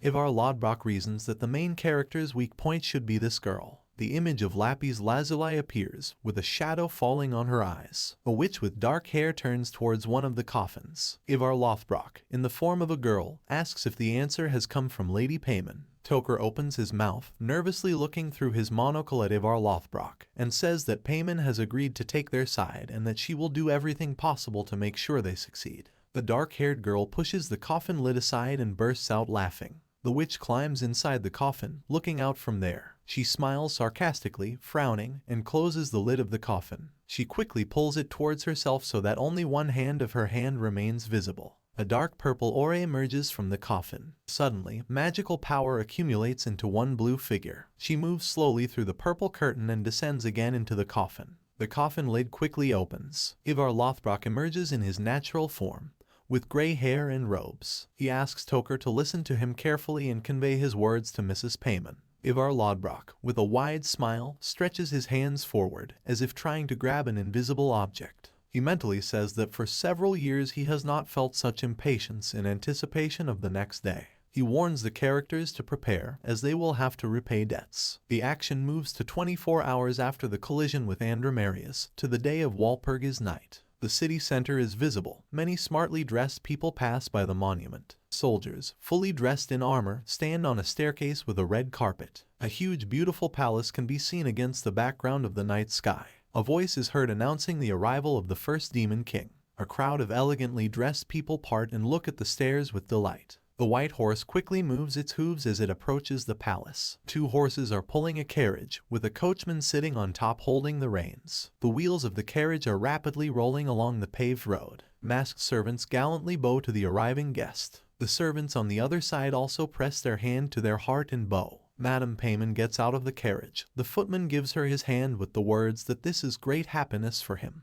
Payman smiles flirtatiously, holding his fluffy fan in his hands. The servants bow before her, kneeling on the ground. The woman covers her mouth with a fan and turns her head to one of the servants, asking if negotiations with Ivar Lothbrok are over. The footman tells her that everything went smoothly. Payman raises his eyebrows, smiling relaxedly. The girl thoughtfully looks around at the people around her and notices that she doesn't know anyone. She asks if she arrived too early. A man with a hat and mustache raises his hand and asks people to make way as the Demon King has arrived. Payman opens his fluffy fan and covers his lower face with it. A dark horse screams loudly, spraying saliva. A black carriage arrives on black horses. People run away in horror. Ladies and men look at the approaching carriage in bewilderment and fear. One of the horses rears up while the other rushes forward. A beautiful carriage with golden monograms drives up to the stairs. With a sharp push, the Demon King knocks down the carriage door. A girl with two ponytails gets out of the carriage, stretching her booted foot forward. A girl with white hair is shown making a displeased grimace. She swears and frowns with displeasure. She is dressed provocatively and holds a bottle of alcohol in her hands. This is the Black Magician and God of Diseases, Barbados, who ranks 8th. The girl clenches her teeth tightly, veins appear on her face. She looks towards Payman, who is covering her face with a fan. Payman looks at the white-haired girl with a dissatisfied and contemptuous look. She stretches out her hands with black nails and insults Payman. The woman frowns and looks piercingly at the offender. Payman stands at the front of the crowd of lackeys, directly opposite Barbados. The white-haired girl screams about Payman's disgusting taste and talks about her intimate relations with the centaur. At the same time, Barbados raises his hand to his head and smiles maliciously. A shadow falls on Payman's face. She diligently covers her face with a fan and declares that Barbados is acting extremely provocatively in such a place. She asks Barbados if she can calm down and act like an adult. Payman begins to mock Barbados' body, putting a finger to his lips and breaking into a sly smile. The woman calls the white-haired girl a child, which makes her very angry, grinning and sparkling with yellow eyes. Payman states that Barbados' inferiority complex should not become someone else's problem. The white-haired girl opens her mouth in displeasure and frowns. A purple aura appears around her. She begins to threaten Payman. The woman folds her fan. A shadow falls on her face. Barbados turns away, showing his long white hair. A new blue carriage arrives. The man with the mustache and hat raises his hand again and announces the arrival of the new Demon King. Barbados grins displeasedly and turns his gaze towards the newcomer. The voices of Lapis Lazuli and Dantalian are heard, who offers her help. The main character and the girl get out of the carriage. They look at the other Demon Kings in disbelief. The people look at Dantalian and Lapis Lazuli in horror. The girl looks at what is happening with her blue eyes in surprise. Barbados continues to grin, looking over his shoulder at the new arrivals. Lapis Lazuli looks ahead, mouth slightly open.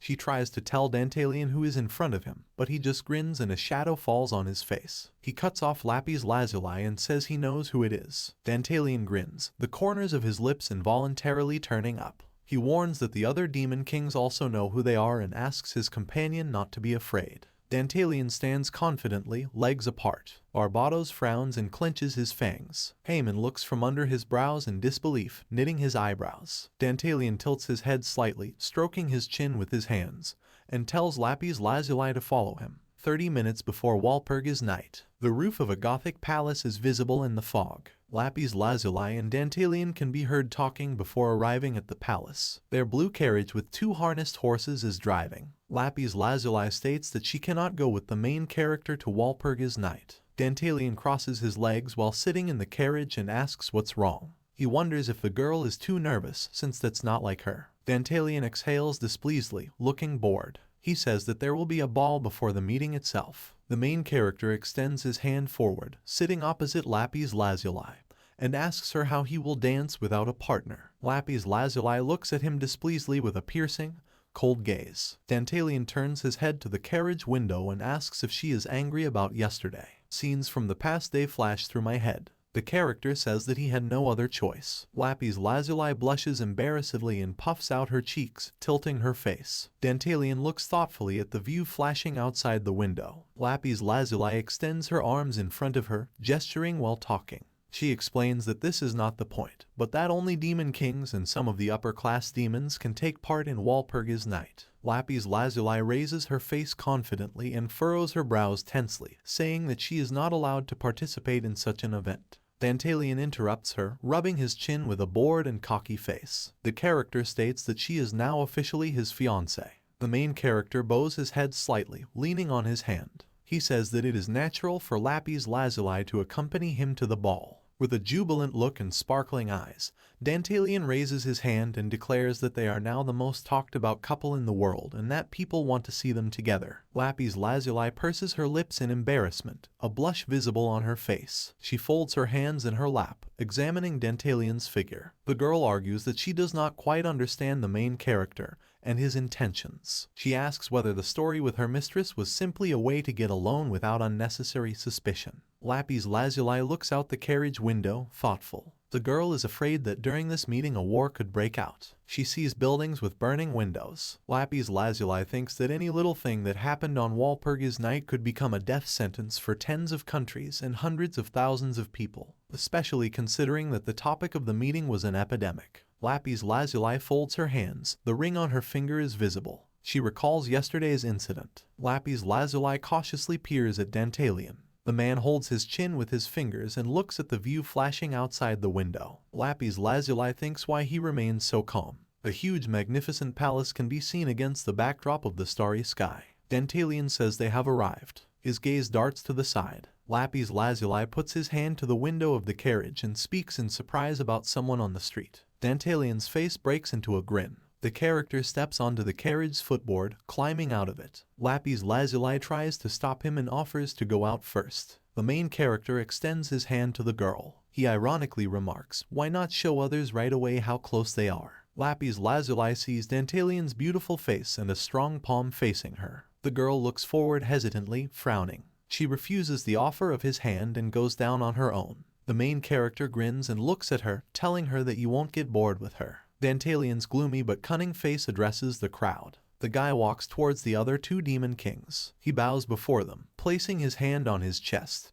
and greets Barbados and Payman. He reports that they have not met before. Dantalian introduces himself as the 71st Demon King, his face breaking into a grin as he looks down from under his brows. Barbados clenches her fist. A purple aura appears around her. She declares that no low-ranking Demon King has the right to treat her frivolously, and that she is in a bad mood without Dantalian. The main character bends even lower, lowering his head, and asks for forgiveness. He admits that he is still quite a beginner, and before his eyes there is such a powerful person that he could not resist the desire to talk to her. Barbados raises an eyebrow suspiciously, looking down at Dantalian. The main character looks up with sly red eyes. He asks for forgiveness if his actions hurt the girl. Barbados's face contorts in bewilderment. The girl clenches her teeth. Her fangs are visible. She turns away from the main character, picking up the bottle, and says that she's tired of it. Lapis Lazuli furrows her brows, sweat on her cheek. Barbados walks away from Dantalian with a proud gait. She moves forward and thinks that the low-ranking Demon King immediately encountered her and Payman and at the same time was not at all confused. But even vice versa. Barbados smiles slyly, looking from the side at the main character. Payman watches this scene gloomily, looking at them coldly. She covers her face with her fan again and declares that Dantalian is in trouble. A woman stretches her foot forward in a beautiful shoe. She approaches the gloomy Dantalian and says that she has heard rumors about him. The main character looks at Payman. Half of his face is covered by a shadow. Payman holds the fan with his hand and moves his head slightly to the side. She notices Lapis Lazuli and starts talking about how the girl behind Dantalian is his lover. Lapis Lazuli does not allow her to finish, bowing low in front of Payman and kneeling. She introduces herself as Dantalian's servant. Payman laughs and folds his fan, holding it. She approaches Lapis Lazuli, rustling her dress, and tells her not to be so polite and raise her head. Lapis Lazuli gives Payman a cold look. A woman with red hair pulls a fan towards a girl. She raises Lapis Lazuli's head and looks down mockingly. She says that the girl has a beautiful and young face. Dantalian watches this picture gloomily and jealously. He bows before Lady Payman again and smiles, saying that she flatters Lapis Lazuli too much. Dantalian deftly pays a compliment, saying that no one compares to Payman in beauty. The woman grins. A shadow falls on her face. She playfully deflects to the side, stating that Dantalian is also attractive. Payman approaches the main character almost closely, looking at him slyly with red eyes. She states that she would like to talk to him alone later in a calmer environment. A woman with red eyes walks by and turns around, waving her fan. She says goodbye to the characters. Dantalian and Lapis Lazuli look tensely at Payman as she leaves. The main character tries to keep his grin. He states that it turned out to be an interesting show. Dantalian turns his head towards Lapis Lazuli and looks at her with a smile. He sees the girl looking at him jealously and displeasedly. Dantalian asks what's wrong with her and why she doesn't have a face. Lapis Lazuli replies that with him, even 9 lives will not be enough. The building reappears, decorated with luxurious curls. The action moves to the ball itself inside the building. A crowd of beautiful men and women in luxurious outfits is visible in the middle of a beautifully decorated hall. Dantalian looks around the room with an appraising glance. He states that it's not that bad here. He looks around with a piercing gaze. Dantalian and Lapis Lazuli move towards the people. The girl looks away and agrees with the main character's remark that she smells something. The main character covers part of his face with his hand. People in hats, dresses, suits pass around him. Some girls replace others. Everyone has happy faces. The main character reasons that there is nowhere to run here, since here they are the center of attention. Lapis Lazuli stands with her back to Dantalian.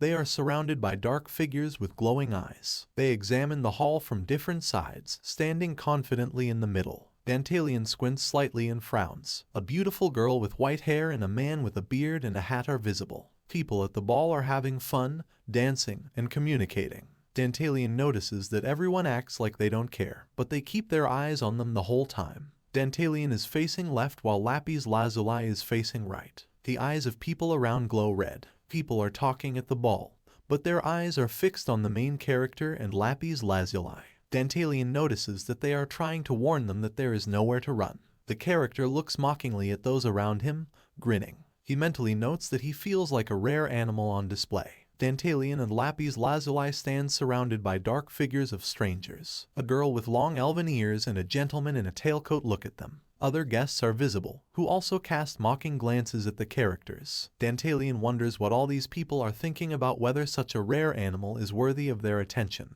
or if it is nothing more than an evening snack. In the protagonist's imagination, the image of a ferocious lion pouncing on defenseless rabbits appears. Dantalian turns to Lapis Lazuli and frowns slightly. He asks which of the invitees is directly connected with the trading company. Lapis Lazuli thoughtfully looks away, looking around the room. She says she doesn't know anything about it because the information is only available to those who made the deal and senior management. Lapis Lazuli lifts a piece of paper in front of her. She notices that, judging by the guest list, 40% of the guests belong to the Payman faction, with whom Dantalian had previously met. With these words, the woman herself with red hair and a fluffy fan in her hand becomes noticeable. Lapis Lazuli continues to speculate that the other 40% belongs to the Barbados faction. The figure of a girl is visible, making a contemptuous face. The girl with pink hair also notices that the remaining 20% belongs to Malbas, who is ranked 5th in the ranking, and these people take a neutral position.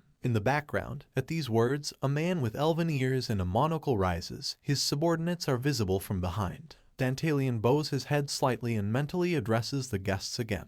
You can see ladies in luxurious outfits and men in tails. They all resemble monsters. Dantalian thinks hard about how many of them are connected to the trading company. The main character puts his hand to his mouth and grins, with Lapis Lazuli standing decorously behind him. Dantalian begins to think about what would happen if he were a member of the company, but is interrupted by thoughts about what he should do better. Luxurious crystal chandeliers can be seen. On the tables there are candelabras with many candles that suddenly go out. There is a lantern outside the window, from which there is no light at all. You can hear the excited voices of people wandering in the darkness of the hall. They don't understand what's happening because they can't see anything. Among the general darkness, the figure of Dantalian, illuminated by a white shine, becomes especially noticeable. In the darkness, a light blue glow appears, reminiscent of a flame. It begins to grow, and it becomes noticeable that it comes from a luxurious torch. Devices with blue flames appear one after another, and they fill the hall, illuminating the faces of the people around.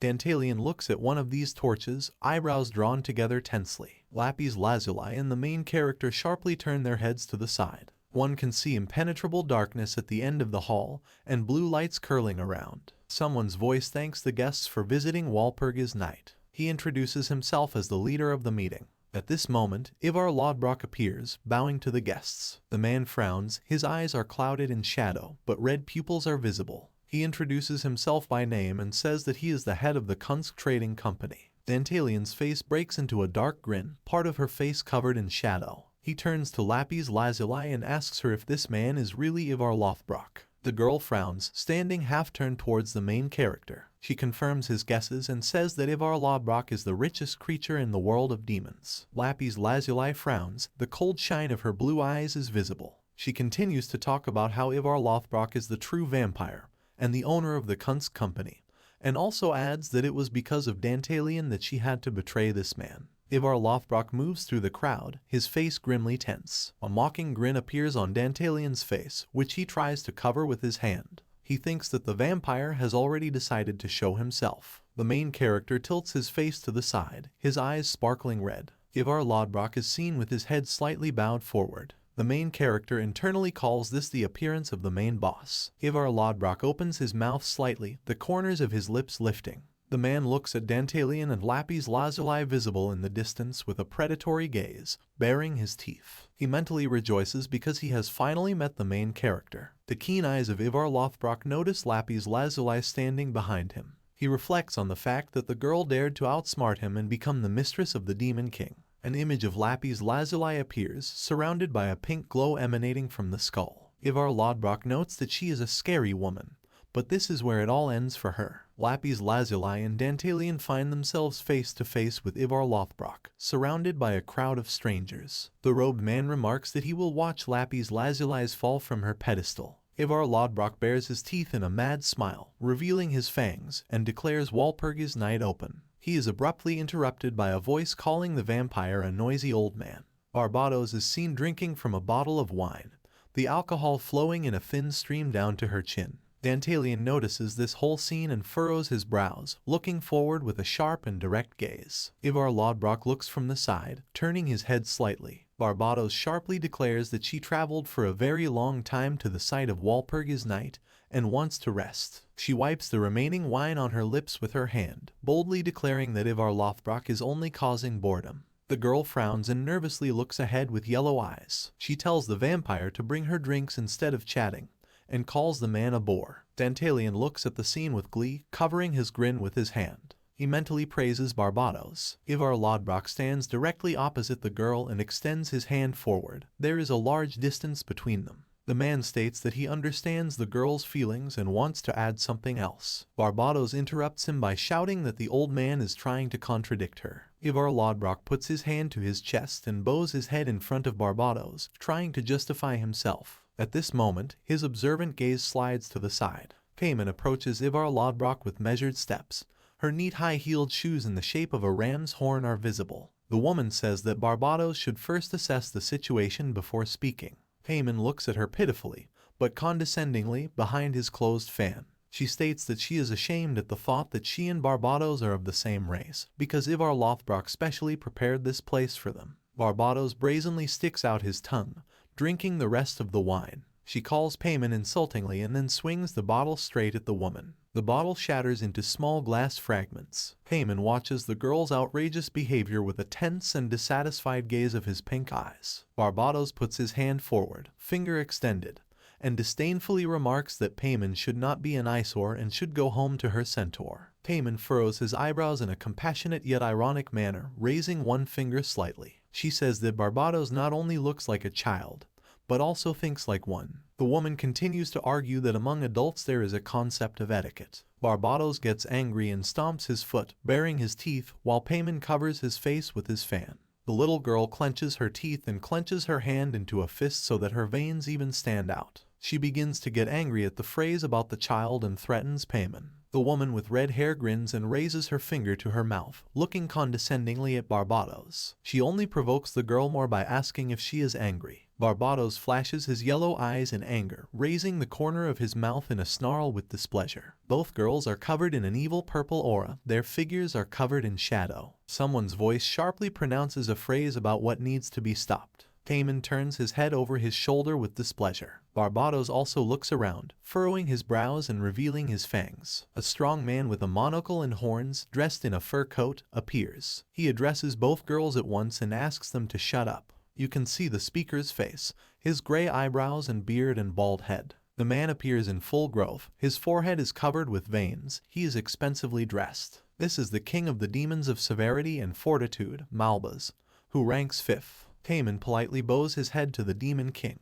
Barbados turns away with displeasure, grinning. Malbas, with a stern face, addresses Ivar Lothbrok, approaching him from the side. He asks the vampire to continue his speech and begin Walpurgis Night. Ivar Lothbrok's face breaks into a grin. He frowns contentedly and at that moment thinks that his expectations about Malbas's behavior were justified and that all the actors are in their places. Lapis Lazuli looks at Dantalion's hands, which are shaking nervously. The Demon King bares his teeth in mad glee, red lightning coming from his eyes. Ivar Lothbrok addresses the guests and asks permission to begin the Walpurgis Night meeting. The vampire leans on a cane and stands next to Malbas among a crowd of people. The face of Ivar Lothbrok is covered with shadows. The stern and at the same time calm face of Malbas can be seen from behind. Payman looks away, covering his face with his fan. Barbados furrows his eyebrows and clenches his teeth, looking around. Dantalian tilts his head slightly in a determined smile as Lapis Lazuli watches him in surprise. The main character's face is distorted into a crazy grin. Lapis Lazuli gives him piercing glances, observing his behavior in surprise. Dantalian's eyes are not visible because of the shadows, but he stands calmly in front of a crowd of people. Images of Payman, Barbados, Malbas appear, and then the main character notices that this is the true power of the Demon King. A large ballroom and Demon Kings standing opposite each other are visible, with blue lights flying nearby. Dantalian reflects that under such circumstances, he, standing at the very bottom of the food chain, will be torn apart in an instant if he makes just one mistake. However, Dantalian's face still takes on a mocking look.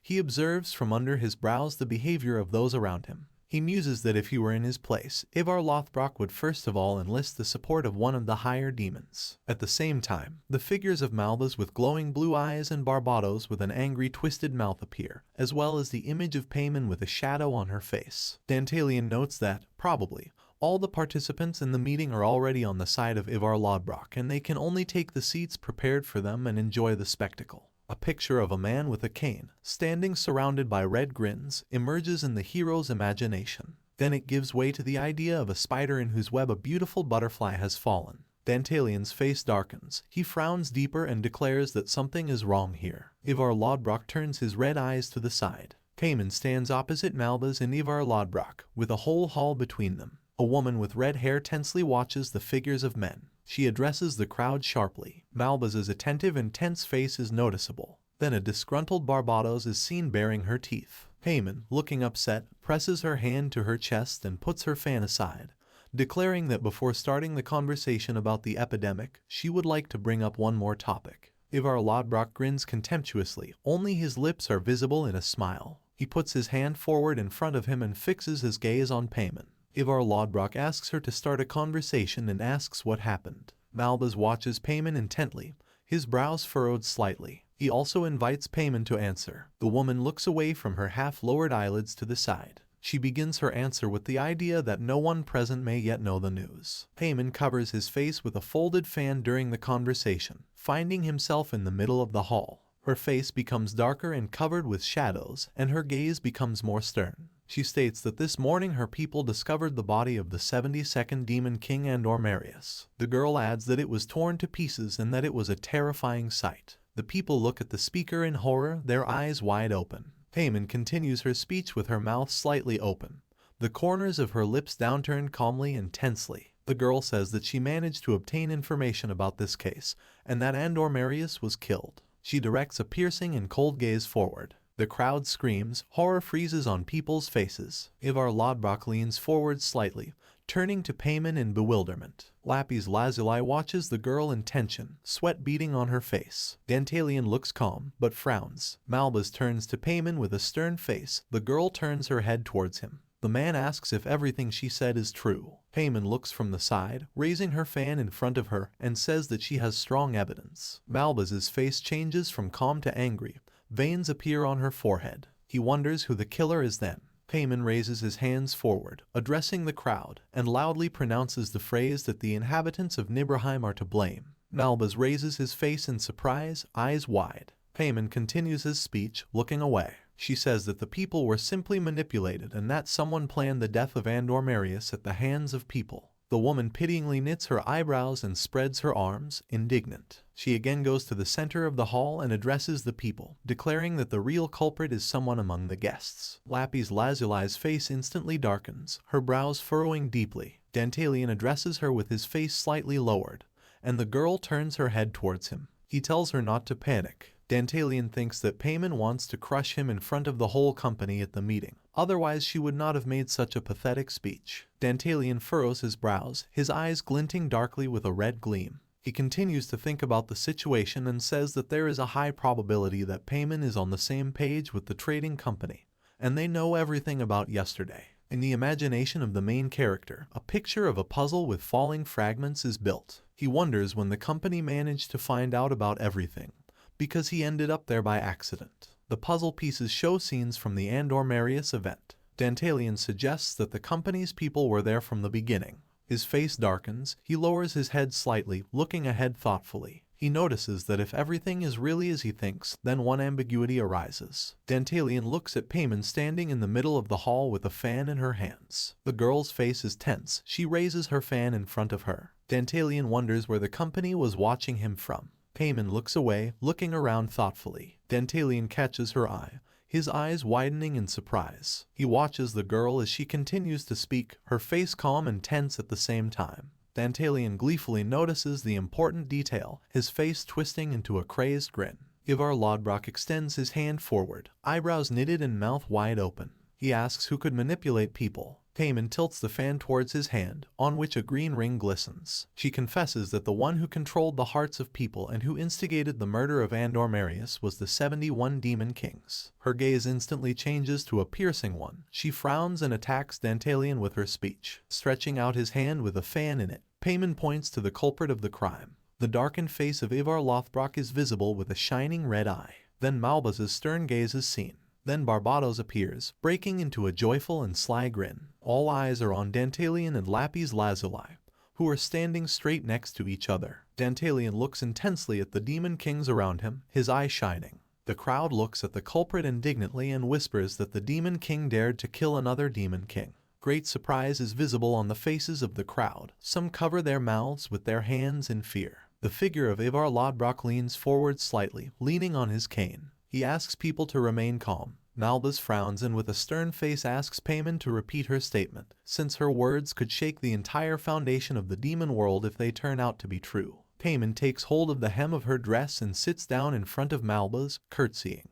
She swears that her words are the truth. She states that she is officially declaring the Demon King Dantalian and wants to hold a meeting on the topic. At this moment she casts a gaze from her half-lowered eyelashes. Ivar Lothbrok rejoices and grins, baring his teeth in pleasure. He thinks that prepared witnesses are already waiting outside, which means that the main character cannot justify himself. Malbaz folds his white-gloved hands on his cane. He asks Dantalian if he has anything to answer in his own defense. Payman on one side and Malbaz with Ivar Lothbrok on the other fix their gaze on the main character standing in front of them. Ivar Lothbrok's face breaks into a sly grin. Lapis Lazuli looks around tensely, anxiously watching what is happening with her eyes. Dantalian sharply declares that he has nothing to object to and opens his mouth slightly, the corners of which were raised in a grin. He says that everything really was as Payman said. The girl sharply frowns and turns her gaze to the Demon King. Ivar Lodbrok looks around, his eyes widened in surprise. Someone asks the main character about what he said, and Dantalian repeats his line, stating that it was he who pushed the people to kill. Dantalian makes an elegant gesture with his hand and leans his torso forward, grinning. In the character's imagination, the scattered pieces of the puzzle again appear, which, in the opinion of the main character, have come together into a single whole. Among the orderly row of puzzles, instead of the lost element, Dantalian's eye appears, glowing with a red shine. The main character discusses the motives of the trading company, which he understands, because Kunska wants to strengthen relations with Payman, using the death of Andor Marius as a reason. A picture appears of Ivar Lothbrok and Payman looking in different directions. Dantalian says that the company will get rid of him and take all the black grass for themselves, and at this moment a broken image of Dantalian appears in the background. Then a sprout is seen, lonely making its way through the ground. A picture of Andor Marius appears with his face distorted in an evil grin. The main character argues that the company knows the details of the story of the murder of the 72nd Demon King. However, yesterday's story was just a coincidence. Scraps of yesterday's memories flash through Dantalian's head. He doesn't understand how the company managed to find out everything so quickly if the meeting with Andor Marius was a coincidence. Dantalian stands in front of a crowd of people, legs spread wide, and Lapis Lazuli stands nearby. He reflects that everything becomes clear if you think carefully. The gaze of predatory red eyes turns to Dantalian. He says that the company has been following him from the very beginning, and the spy could only be the one who suddenly disappeared yesterday. In the imagination of the main character, the image of a black-haired witch girl emerges. The main character continues to argue that it could only be one of the Berber sisters named Beatrice. However, Dantalian does not understand why she agreed to spy on him. Dantalian frowns coldly and warily, his eyes following the people present. He continues to think that since the Berber sisters were in cahoots with Payman from the very beginning, then why were all these behind-the-scenes games necessary? An image of Payman appears, her figure covered in shadow, only her glowing pink eyes visible. Dantalian remarks that it was much easier to use force, especially when their opponent is one of the weaker demon kings. He doesn't understand why the company doesn't attack him. The main character purses his lips in tension and thinks that perhaps they simply cannot do this. They were not too lazy to organize a meeting, which means that they cannot do without Walpurgis Knight. The figure of Payman can be seen towering at the side of Ivar Lodbrok and Malbus. Payman grins, looking at the main character from under his brows. Dantalian concludes that the woman herself gave away all the specifics of this case. Dantalian recalls the scenes from the very beginning of how he arrived at the castle, and says that from the moment he arrived, they kept an eye on him. Dantalian's face tenses and he furrows his brows, looking straight ahead. He says that all these glances seemed to be directed through him, so he had an unpleasant feeling. He sees the wild grin of Ivar Lodbrok, furrowing his brows. Payman's face then appears, pursing her lips tensely and contemptuously. Dantalian wonders who the members of Kunska's company were actually looking at. The character's imagination conjures up a picture of plague-stricken people covered in spots. He thinks that it was impossible to foresee the onset of the disease and that it is natural to believe that it was caused intentionally. At this, a villain figure appears with an outstretched hand and dark purple magic around it. Restoring the logical chain of thoughts of the Kunska company, the main character concludes that the first culprit that comes to mind is the one on whom Payman focused all her attention. At this moment, you can see the cunning face of a girl with red hair and her half-smile. Dantalian says everyone assumes Barbados, a black magician and goddess of disease. You can see the figure of a girl with a large grin and burning eyes. The main character thinks that Ivar Lothbrok and Payman came to the conclusion that it was Barbados who was behind the whole plague story. In this case, everything makes sense to them. Dantalian laughs quietly, the tips of his lips moving upward.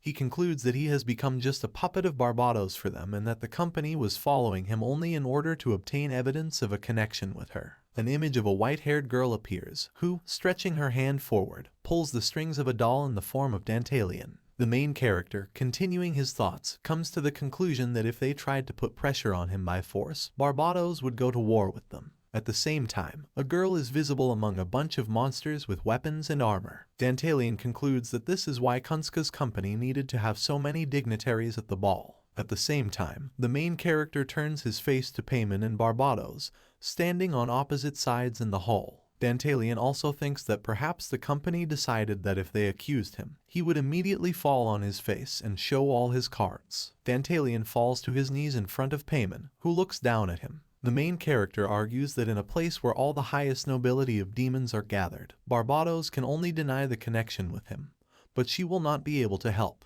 At this, Barbados spreads his hands, standing in front of Dantalian and Payman. Dantalian says that the only option left is to recognize him as the instigator of the epidemic. After that, they can take his herbs with a clear conscience. In the protagonist's imagination, a picture arises of him sitting on his knees, and two guards pointing crossed swords in front of him. Dantalian glances at Ivar Lothbrok at the other end of the hall. The character states that he recognizes the brilliance of the man's plan and even respects it. He notices that Ivar Lothbrok is different from all the opponents he has faced before, as he is much stronger. At these words, Ivar Lodbrok's face distorts mockingly. Suddenly, Dantalian's figure flares up with an evil aura, and he reports that such behavior infuriates him. He reflects that if the company's target is Barbados, then it cannot be at one with them. But he does not know Malbaz's position. Dantalian sharply corrects himself, saying that Malbaz is a noble demon king, so he would not stoop to dirty intrigues, but would approach Barbados directly to clarify everything.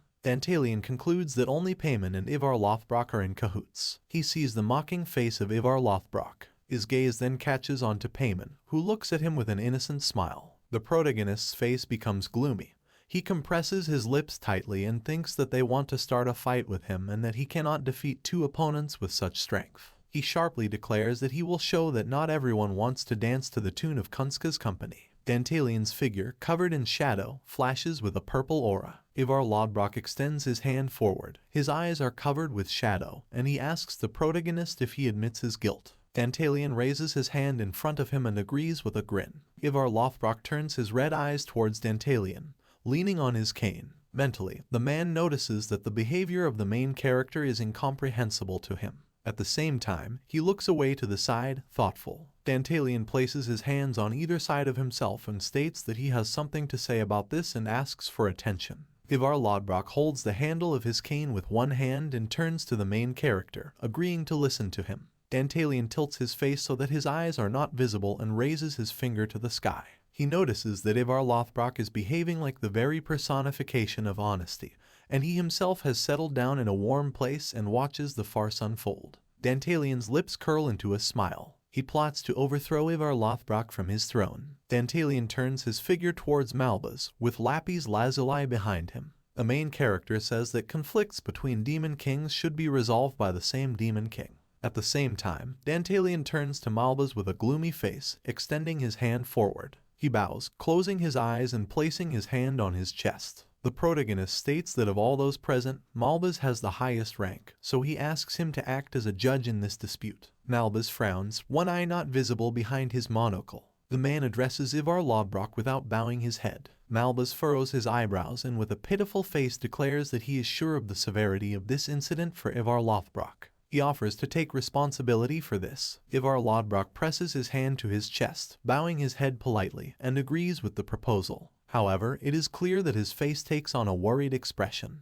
Malbas turns his face to Payman, who stands on the other side, covering her face with a fan. She closes one eye and also bows her head with a slightly dissatisfied look, indicating that she agrees with such conditions. Malbas takes a step forward. The toes of his boots are visible. He states that, as the fifth demon king Malbas, he takes full responsibility for the matter. At the same time, the man extends his strong palm forward and frowns. Torches with burning blue lights can be seen. Malbas extends his hand towards Dantalian, explaining that as the accused he has the right to try to prove his innocence. He invites the demon king to come forward. Dantalian grins, a dark shadow falling over half his face. He turns to Lapis Lazuli, who stands behind him with a surprised face. He questions whether the girl understands where this is going. Lapis Lazuli furrows her brows, beads of sweat visible on her face. She says that she understands the essence of what is happening and is waiting for his order. Dantalian looks at the girl over his shoulder with his sharp gaze. He asks her to watch and wait for the signal. Lapis Lazuli furrows her brows, her nose wrinkles slightly in tension. She mentally notices that Dantalian is smiling even in this situation.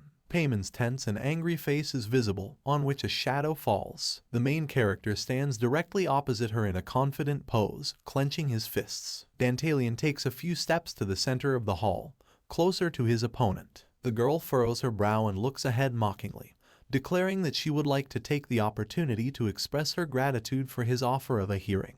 Payman grins, holding a fan, and looks sternly at Dantalian. He grins, mouth wide open, and declares that he himself couldn't wait to talk to her directly. The girl's straight back and confident pose are visible, as well as Dantalian's self-confident face. The main character notices that this is starting to look like a medieval duel. At the same time, a picture of two gladiators in armor pops up in his imagination. Dantalian mentally asks Payman to fight until one of them dies. At this moment his face is distorted into a crazy smile. Malbas, with a stern and impartial face, declares that the hearing has begun. He asks both sides to express their views, and then a vote will be taken to decide whether the suspect is guilty. A crowd of monsters can be seen behind Malbas, with Dantalian and Payman on either side of him. Dantalian looks ahead with a calm smile and discusses a way to resolve the conflict by voting. He says this is the thinking of powerful people. The main character sharply directs his gaze to the side. He looks around at the crowd in colorful suits and hats, watching the stage with interest. He sees the same faces, smart ladies and men in suits. The main character thinks about the words of Lapis Lazuli that 40% of those present belong to the Payman faction.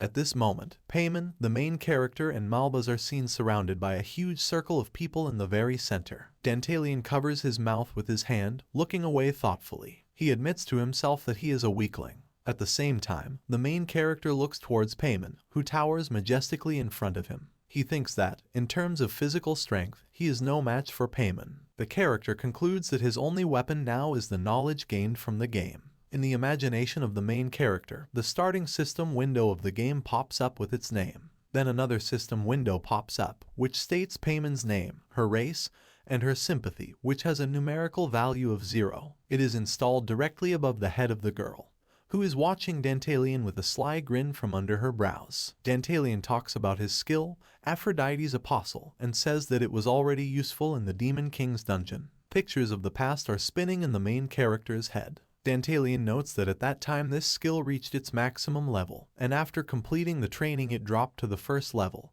and now only information about the level of sympathy is available to him. The main character looks at Malbas standing next to Payman. He notices that the first level is quite enough for him. Dantalian covers his face with one hand and grins. Malbas extends his hand forward, steadily indicating that Payman will start first. He asks her to interrogate the accused. The girl with ferocious greed attacks Dantalian in an argument, her red eyes flashing. She takes the fan with both hands and asks him if he was in Nibelheim Square yesterday. Payman continues to advance, stating that even though he knew his opponent was a demon king, Dantalian still provoked the humans to kill him. The girl looks at the figure of the main character with a cold and piercing gaze. Dantalian counters with the same sly look, grinning. He agrees with the accusations. With his arms spread wide, the protagonist smiles and reports that Payman is right. He raises his finger, attracting the girl's attention. Payman furrows his eyebrows in confusion. Dantalian corrects her, noting that she should already know this fact. He reports that before inciting people to kill, he cut Andor Marius' eyes. Malbas's eyes widen in surprise. The crowd looks at the Demon King in horror. Voices are heard among surprised people that this is contrary to the general law. Dantalian puts his hand forward, fingers relaxed. He states that even if the humans could not finish Andor Marius off, he would personally rip out his heart and cut off his head. Dantalian lifts his head up, fingers spread wide on his hand. He states that he doesn't care about being a demon king. Payman furrows his eyebrows angrily, baring his teeth. The crowd watches what is happening in bewilderment, surprise, and fear. Lapis Lazuli furrows her brows and turns her gaze to Dantalian. Many system windows appear indicating that people's trust in Dantalian is declining. Ivar Lodbrok stands leaning on his cane, and his face is not visible behind the shadow. He hides his gleeful expression, mentally talking about the defeat of the main character. A system window appears indicating that Payman's sympathy for Dantalian has decreased by 10 points. The girl makes a pitiful face, knitting her eyebrows and opening her mouth in surprise. She asks how Dantalian allows himself to insult another demon king.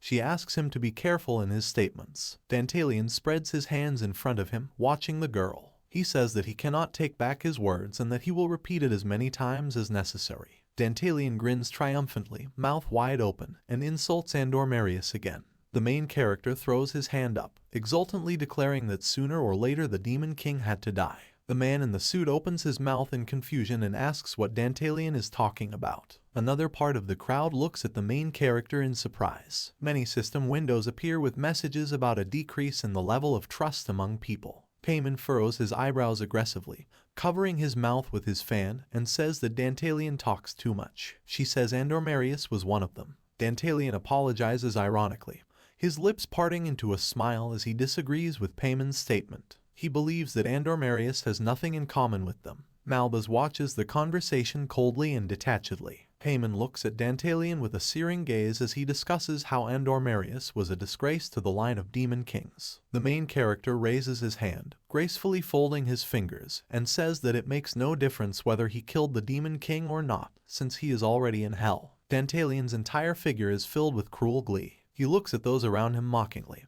with his legs spread wide apart, and states that he is sick of watching the Demon King seek to protect Andor Marius. Dantalian's face is covered in shadow, but his red glowing eyes are visible, and he turns to Payman. The girl's whole body is seized with an angry trembling. She bares her teeth. The system window warns that Payman's sympathy has decreased by 40 points. The girl attacks Dantalian with reproaches. Her figure shows accumulated indignation. She asks for an immediate apology. The crowd looks at what is happening in confusion. People's faces show fear. With a click, many system windows appear that surround Dantalian on all sides. One of them says that Malbas's sympathy for the main character has decreased by 10 points. The Demon King takes a step towards Dantalian.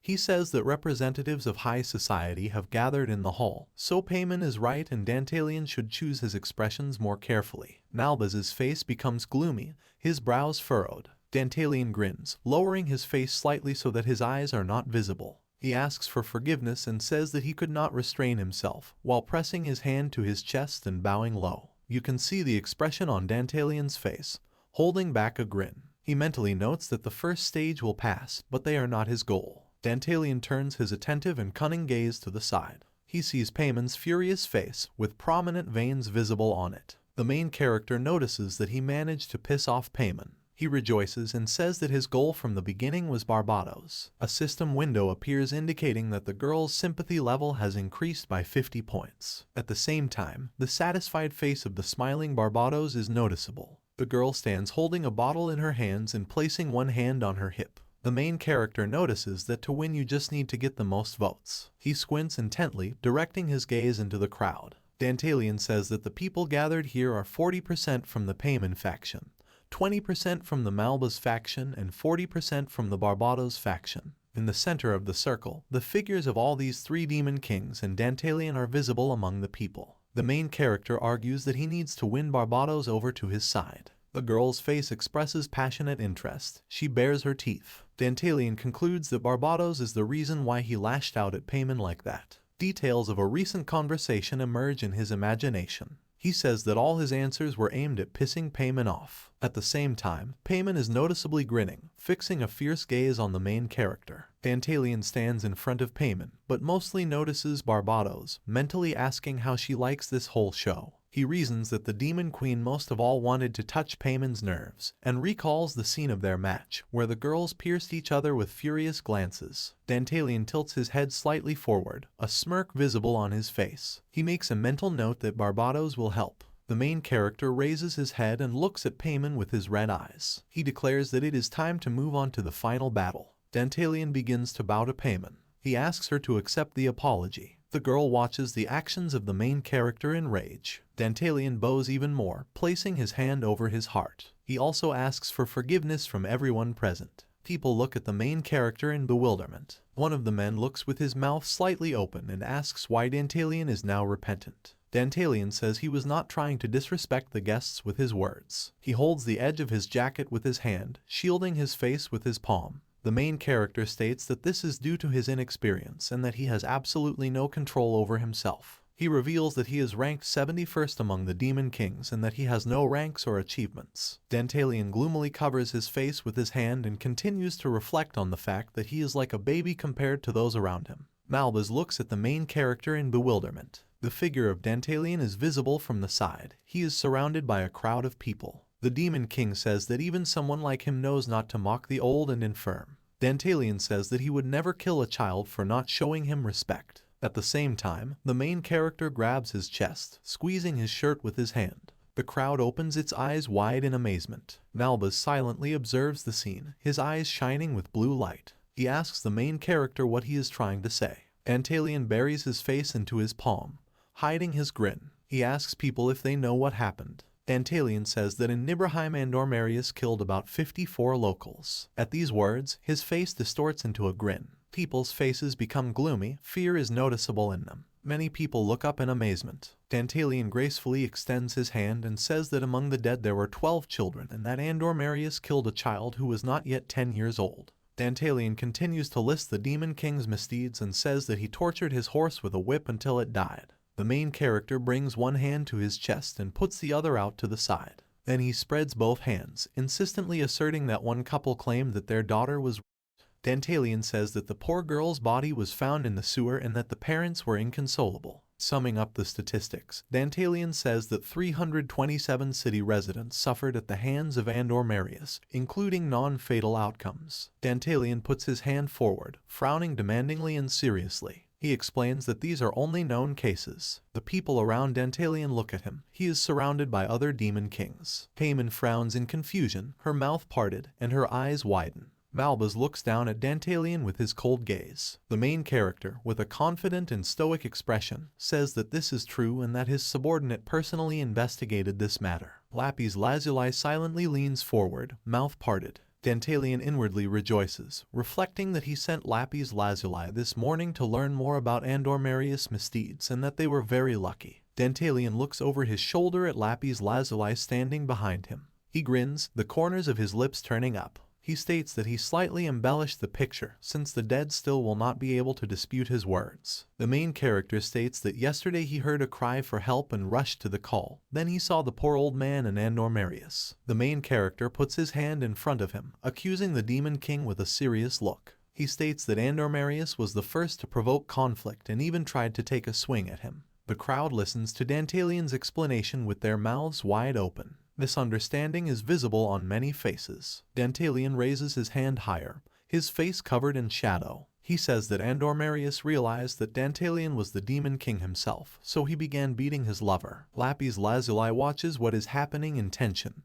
People crowd behind her in amazement. Dantalian tilts his head lower, looking at people from under his brows. He states that Andormarius hit Lapis Lazuli in the stomach and continued to hit her when the girl tried to get up. The crowd, their mouths open in amazement, listens to Dantalian's confession. Malbas glances at the main character. Dantalian opens his mouth slightly, lowering his head. Paimon frowns in fury, her face contorted with anger. Dantalian makes a desperate expression and screams about whether he could have acted differently in this situation. He says his lover was brutally beaten right in front of him. Dantalian waves his arms, gesticulating nervously as he speaks. He asks if he should have just stood there and watched in silence. Paimon grits his teeth and clenches his fan in his fist. Dantalian's face breaks into a crazed grin, revealing a row of strong teeth. He begins to think that in the game, Paimon, out of all 72 Demon Kings, had the most sympathy for humans. In the character's imagination, a girl appears in a pure and gentle glow, covering her face with a fan.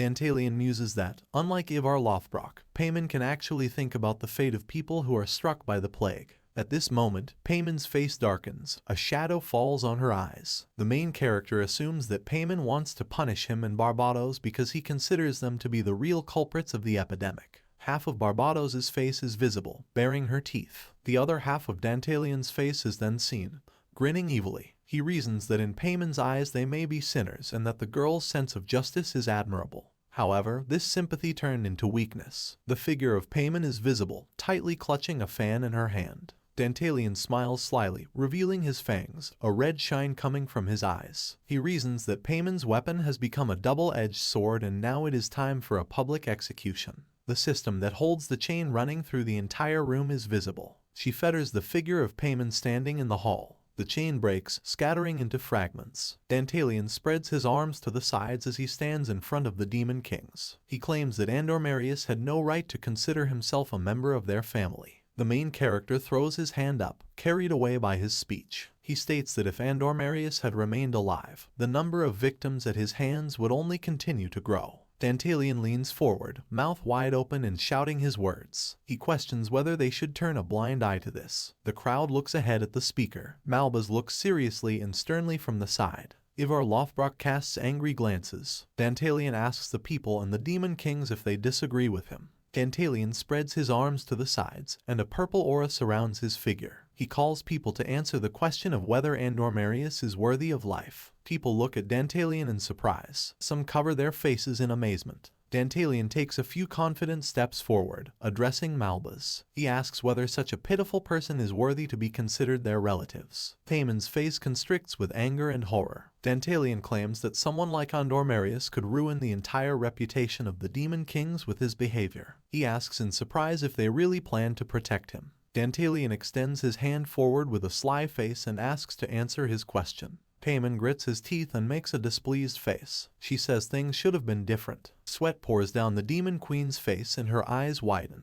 She thinks about not letting Dantalian ruin her reputation. She lowers her face so that the shadow falls on her eyes. Dantalian watches her carefully. Malbas turns his gaze to the girl. Barbados laughs sharply and claps her hands. She throws her hand forward, grinning, and praises Dantalian for destroying the 72 Demon Kings. Barbados spreads his arms, tensing his fingers, and looks around. She asks the others if they disagree with her. The crowd looks at the Demon Queen in confusion. Many people's faces are tense and one can see uncertainty. Barbados throws his head up and bursts into laughter, standing apart from the rest of the Demon Kings. Ivar Lothbrok turns his face to her, his eyes wide open. Lapis Lazuli looks at Barbados in bewilderment, her eyebrows furrowed. A girl with pink hair watches what is happening in the middle of the ballroom. Many red system windows appear. Lapis Lazuli opens her mouth slightly, beads of sweat running down her cheeks. She frowns and looks straight ahead. Barbados, mouth wide open, laughs at what is happening. Paimon glares at her over his shoulder as the girl applauds. Dantalian turns his red eyes to the side. Paimon's eyes widen in horror. Barbados continues to clap his hands loudly. She bares her teeth in a smile and with a sparkle in her eyes says that she herself wanted to kill Andormarius. The girl extends her hand forward, slightly straining it, and declares that the Demon King was always hiding from her, so she could not kill him. Barbados raises his hands for another applause and thanks the main character. The crowd looks at you with puzzled looks. The man with the mustache frowns intensely. Barbados stands proudly and confidently aside from Payman and asks why those around them have such faces. She asks if he wants to protect Marius. The girl turns her darkened face, smiling widely. People are gripped by horror, fear, and misunderstanding. Some of them begin to applaud. Another part of the people also joins in the general applause. Barbados bares his teeth, a row of sharp teeth visible. She praises the people and says that today is a holy day. The crowd turns all eyes to Barbados. Some of them are still confused. Barbados ponders what would happen if people found out that someone stood up for someone like Marius on Walpurgis night. Barbados spreads his arms to the sides and looks around slyly. She states that in this case they will all be laughed at. The monsters look at each other in amazement. Ivar Lodbrok frowns and looks tensely to the side. The guests applaud more and more. The demon kings still stand in the center of the hall. The crowd slowly joins in with the general applause. Barbados raises his hand forward, pointing his finger in that direction. She says that Nibelheim probably praises Dantalion, since he saved them and his beloved, protecting her despite the prohibitions. Barbados points to the main character standing in the middle of the hall. Dantalion frowns, fixing a stern gaze on Barbados, who honors him as a true hero. Barbados bursts into loud laughter. Payman looks at Barbados in horror, her pride wounded. She notices how people around her are cheering louder. The other part also claps their hands. Payman asks him to stop. At this moment she lowers her tense face. Payman clenches his teeth tightly in rage. She mentally reminds that Dantalion broke the law. The demon kings are still standing in the middle of the hall. The figure of Malbas is covered with an ominous shadow. He furrows his eyebrows and a crease appears between them. He leans forward, mouth wide open, and shouts for people to shut up. Dantalion coldly turns his gaze to him. Barbados furrows his eyebrows in displeasure. Malbas addresses the crowd, extending his hand forward, and says that they are disrupting the meeting with their applause and that he will not tolerate this anymore. People look at Malbas in fear. Barbados displeasedly raises his hand to his ear and closes one eye. She grins and grins as she looks at the demon kings. She says that her admiration was sincere, as there was finally someone worthy among the lower demon kings. The figure of a gloomy Dantalion is noticeable, moving with measured steps around the hall. Barbados puts his hand to the side and grins. She says she had no intention of disrupting the meeting. Malbas frowns at her and is silent. He turns his head towards Payman, assuming that her speech is over. The girl lowers her face, onto which a shadow of shame falls. She asks the man to wait. Malbas frowns and looks at her. Payman looks up at him with his red eyes. Malbas wonders if she has anything to add. A girl with a lowered face stands in front of a man. She grins sharply, revealing a row of sharp fangs. Payman states that she is not finished interrogating Dantalion. Malbas's face is covered with a gloomy shadow. He states that he has known Payman for 500 years and knows everything about her. He extends his hand forward and adds that he cannot understand why the Demon Queen is protecting Marius. Malbas looks down on Payman and says that she has always looked upon such people with contempt. The girl clutches the fan in her hands and frowns. She looks back, and a thick shadow falls on her face. She sees Barbados' jubilant, cunning face and wonders why she is happy. Barbados still stands far away from the rest of the demon kings. Payman turns his gaze to Dantalion and sees half of his face in a grin.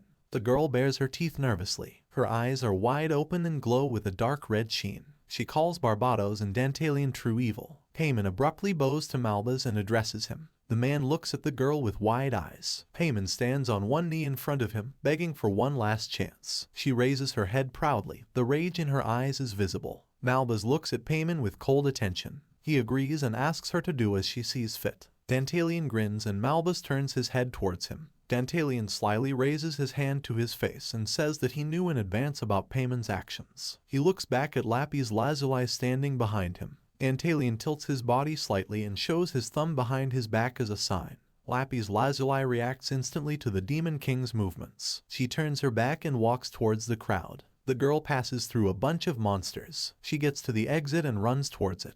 Dantalion's face breaks into a calm smile. He sees Payman in front of him, blazing with a purple aura of anger. She addresses the guests. Her lip lowers, revealing the lower row of teeth. Payman admits that she hid certain information from people. The guests carefully turn their gaze to the girl. The girl proudly raises her face and frowns. She says that everyone present has gathered here because of the plague. People's faces are distorted with fear. They look at each other and look at Payman in confusion. She continues to say that the virus has spread across the continent. Many people have died and that the number of deaths continues to rise. This creates a picture of people engulfed in plague. Payman frowns and says that someone deliberately released this disease into the world. People look at the girl in bewilderment. Ivar Lothbrok grins triumphantly, smiling slyly. Malbas watches the girl's speech with displeasure. Barbados frowns and grins, looking around. Payman declares Dantalian to be the cause of the epidemic. At the same time, her face is distorted in anger. She throws her hand forward, pointing at the main character with a fan. He puts his hand to his chin and grins. He reasons that the girl chose exactly this strategy. His face is obscured by shadow. He looks to the side. Ivar Lothbrok leans on his cane, standing at the opposite end of the hall. His face is calm and gloomy. Dantalian says now it's time for the main course. Malbas looks at Payman from the side.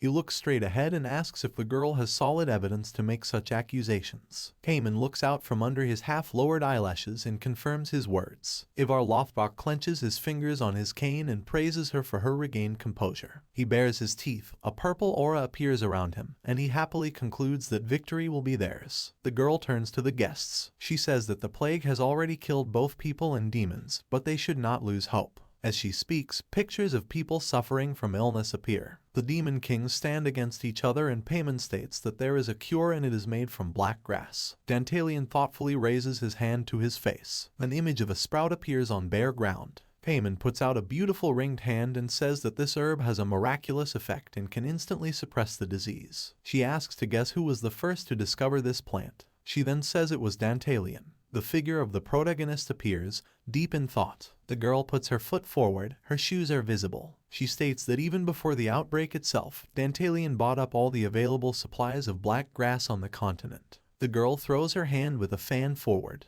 People look at Dantalian in horror. Barbados tensely clenches his teeth and furrows his eyebrows. The crowd looks at Payman and Dantalian in amazement. Malbas turns his face towards the girl. She says that Dantalian not only knew when the epidemic would break out, but also understood how to treat it. The girl covers her face with a fan and says that Dantalian is prepared. Payman holds his head proudly and says that this is the first time in the history of the continent that such an epidemic has occurred, and the black grass has never been used as a medicine. She wonders if there is a logical explanation for this. The girl extends her hand with a fan and says that the answer is obvious. Dantalian furrows his brows, watching Payman intently. She calls him the creator of the plague. People open their mouths wide in horror. An indignant whisper rolls between them. Half of Malbas's face is visible as he carefully observes the scene. Payman continues the story and says that Dantalian, like her, used the services of a consultant from the Kunsk Trading Company. He instructed him to buy all the medicine. Light bends around the horns of a frowning Payman. She asks Dantalian why he needs so much grass. The girl turns her stern face to him and says that it is useless to deny, since the facts are undeniable. Dantalian stands silently in front of Payman. Malbas turns his gaze to the figure of the protagonist. He furrows his brows, his eyes watching the man closely. Dantalian turns to Ivar Lothbrok. Malbas also turns around and looks at the vampire, asking if Payman's words are true. Ivar Lothbrok puts his hand to his chest and bows before him, confirming the veracity of her speech. He asks permission to show where the truth is and where the lies are. His eyes are invisible behind the shadow. Ivar Lothbrok warns that he does not dare doubt Malbas' judgment, but if it is his will, he will immediately provide all the evidence. Ivar Lothbrok's eyes glow red. Malbas looks at him over his shoulder and thoughtfully asks if everything is ready. Ivar Lothbrok lowers his red eyes and confirms his words. The corners of Dantalian's lips turn up slightly. He grins and looks from the side with a victorious look. Ivar Lothbrok opens his mouth, internally rejoicing. Red sparks of lightning come from his eyes. He says that he has won. Someone's voice asks for forgiveness, which interrupts Walpurgis Night. Veins appear on Malbas's forehead again. Payman turns his gaze towards the voice in confusion. Among the crowd of people, someone in armor appears. He asks everyone to make way. Malbas's eyes widen and he asks what's going on and why they're being barged in the middle of a meeting. The man bows to the demon kings and speaks in a trembling voice that the Kunska Company branch was attacked by unknown persons. Barbados turns his displeased face towards the speaker. Ivar Lothbrok looks at the soldier in horror. Dantalian's face twists into a crazed smile. Ivar Lothbrok leans forward, holding out his hand in amazement. He looks at the man in armor in bewilderment. He reports that the guards heard an explosion and then discovered smoke coming from the upper floors of the main department. Ivar Lodbrok looks ahead of him, discouraged. He thinks about the fact that his entire collection is stored in the branch. Ivar Lodbrok kneels before Malbaz and asks permission to leave. Malbaz asks him to raise his head. His face is stern. He says he understands the situation, but he can only spare 15 minutes. Malbaz mutters these words, looking down at the vampire. He says that this meeting is sacred, even given the current circumstances. Ivar Lodbrok's face darkens. He agrees and thanks for his generosity. The vampire rises from his knees, holding a cane in his hands. Ivar Lodbrok pushes aside those around him, rushing to the exit. Barbados chuckles gleefully. She grins slyly. Payman gets angry and bares his teeth. Dantalian takes a few steps away from Payman, who looks at him in surprise. She asks him to stop, starting to scream, opening her mouth wide. Dantalian grins slyly, his face covered in shadows. He mentally mocks her and asks her not to rush things. Then the main character says out loud that he wants to get some air, and is not going to run away. Dantalian turns around, his face twisted into a crazed grin. Dantalian shoves an unfamiliar woman in the back along the way. Payman is furious, veins showing on her face. Candles burning in the hall are noticeable. Ivar Lodbrok calls Toker. He runs out to Ivar Lodbrok, following him down the corridor. The old man pounces on him, widening his eyes in horror. He asks what happened. Toker admits that he himself does not understand anything. Ivar Lodbrok pushes him aside with his hand and says that now there is no time to sort things out. He asks to gather everyone who is free and send them to the main headquarters. Toker asks where his master is going. He says that he is going to the observation deck, from where he can see the headquarters. At this moment, a picture of a luxurious palace appears. Ivar Lodbrok is breathing heavily, sweat rolling down his face. He doesn't understand who would have the courage to do something like that. He thinks that someone took advantage of Walpurgis Night and also found a weak spot in their defense. Ivar Lodbrok looks at the stairs going up. Coffins can be seen lined up against the wall. Ivar Lodbrok is worried about his collection. The old man leans his cane on the steps as he rises, and reflects that in this form it is difficult to climb up. He thinks that as soon as the meeting is over, he will move into the doll. Approaching the exit to the balcony, Ivar Lodbrok is outraged by the insolence of the attacker and threatens to deal with him. Once at the observation deck, he notices smoke coming from the Kunsk branch. Someone's voice says that he knew that Ivar Lodbrok would come here. The man turns his head in horror. He sees Dantalian's figure on the balcony. He lifts his hand, removing it from the railing. The main character says that with Ivar Lodbrok's talent, he will see his chambers without any problems. The full moon shines among the smoke-like clouds. Dantalian grins, looking at the vampire from the side. Ivar Lodbrok tilts his head, looking sideways at the main character. The action moves 10 minutes ago, in the sky above the main branch of the Kunst Company. One of the witches with blonde hair holds her hat with her hand. She asks if there was a signal. A building can be seen surrounded by thick fog. One of the witches asks if they really have to do this. 3 witches on brooms hover around the Kunsk building. The witch with blonde hair looks ahead sternly and confirms her sister's words, saying that this is Dantalian's order. The action moves back to the moment when Dantalian, extending his hand in front of the witches, asks them for a favor. The main witch with blonde hair looks at him in surprise. You can see the roofs of houses in the city and the castle at the very top. The Berber sisters look at Dantalian in surprise. One of them covers her mouth with her hand. They ask about attacking Kunsk's company. Dantalian smiles weakly and looks at the girls. He frowns and glares at the witches, saying that he is indeed asking for this. He smiles maliciously and looks at one of the Berber sisters, declaring that the witches should be as interested in this as he is. The witch with blonde hair opens her mouth in surprise. She listens to Dantalian's words that Beatrice should already be dead. In the imagination of the heroes, a picture of a dead witch in the hands of the bloodthirsty Ivar Lodbrok emerges. The girl frowns and looks from under her brows. She reasons that if Dantalian did not lie, then Ivar Lodbrok must pay for his atrocities. The green-haired girl holds her hat, looking at her sisters. She asks how they will know if Dantalian lied or not. The witch says that the truth will be revealed sooner or later and asks not to be afraid. At this moment, a palace is visible above the roofs of ordinary city houses. The witch holds her hat while sitting on her broom and reasons that even though Dantalian is the 71st Demon King, he is still the one whose request is undeniable for them. If you believe the words of the main character, they will soon be able to find Beatrice. The witches fly in the air and see a flash above the castle. This is the signal to start action. It is served with the help of magic by Lapis Lazuli. Her eyes shine with a cold sparkle. The blonde witch stands on her broom and begins to cast a spell. The witches form a huge pentagram in the sky. The eyes of a witch with blonde hair shine with a yellow sheen. The action returns to reality. The Kunsk branch is visible in the smoke. Ivar Lothbrok looks at Dantalion from under his brows. The main character stands at a great distance from the vampire. He looks slyly at Ivar Lothbrok. He looks at Dantalion in bewilderment, sweat running down his cheek. It assumes that the main character knew that he would come. Ivar Lothbrok looks around worriedly. He wonders if Barbados is there too, but then says that she is at a meeting. Ivar Lothbrok sees the dark figure of Dantalion on the balcony. He reassures himself that this is just a pathetic game. Dantalion comes closer, taking a few steps, and asks not to worry, since it's only him and Ivar Lothbrok. The main character stops one step away from the vampire. He stands right in front of him, towering. Dantalion looks down at Ivar Lothbrok and states that they have something to talk about. The man frowns tensely and purses his lips. He places his gloved hands on the cane. He extends one of his arms forward and asks if Dantalion attacked the company. The main character grins, breaking into a smile. He admits that he gave the order. Ivar Lothbrok's eyes widen nervously. Dantalion extends his hand, grinning. He says not to worry, as he just needs a reason to talk. Dantalion says that he did not intend to destroy Kunska's company. The main character raises his hand to his chest and bows. He extends his hand in front of him, gesturing as he talks. Dantalion says that without this commotion he would not have had the opportunity to be alone with Ivar Lothbrok. He grins, revealing a row of sharp teeth, and apologizes ironically. Ivar Lothbrok bares his teeth, his eyes invisible behind the shadow. His face is distorted with anger. He insults Dantalion and remarks that he will kill him anyway.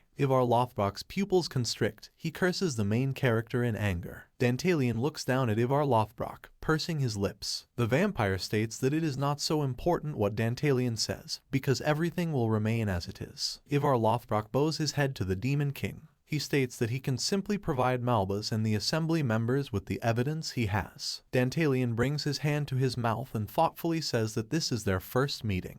He expresses regret that they are on opposite sides of the barricades. Ivar Lothbrok leans even further. His face is not visible. He agrees with Dantalion. The main character bares his teeth, revealing a strong row. He tilts his head to the side, his red eye flashing, and asks the question of whether Ivar Lothbrok understands how he feels now. Ivar Lothbrok looks from under his brows, his lips stretch into a smile. Ivar Lothbrok raises his gloved hand and says that the old man cannot understand what thoughts are visiting his majesty. Dantalion narrows his eyes slightly, staring sharply. He bursts out laughing, opening his mouth wide. Ivar Lothbrok continues to stand, bowing before Dantalion. Dantalion says he offers him to become his subordinate. Ivar Lothbrok throws up his head and bursts into laughter, covering his face with his hand. Dantalion grins, his grin is visible. Both men burst out laughing, holding their stomachs. Ivar Lothbrok's face is contorted into mad laughter, and he sputters with saliva. Dantalion sticks out his sharp tongue and laughs. Red sparks permeate the vampire's body in rage. He screams that the main character is mocking him. Dantalion's face is hidden in shadow. He notices that Ivar Lothbrok has finally shown his true nature. Dantalion tilts his face into a grin. The figure of Ivar Lothbrok is covered in a purple aura. Dantalion extends his hand forward, tensing his fingers. He says it's time to settle all issues between them.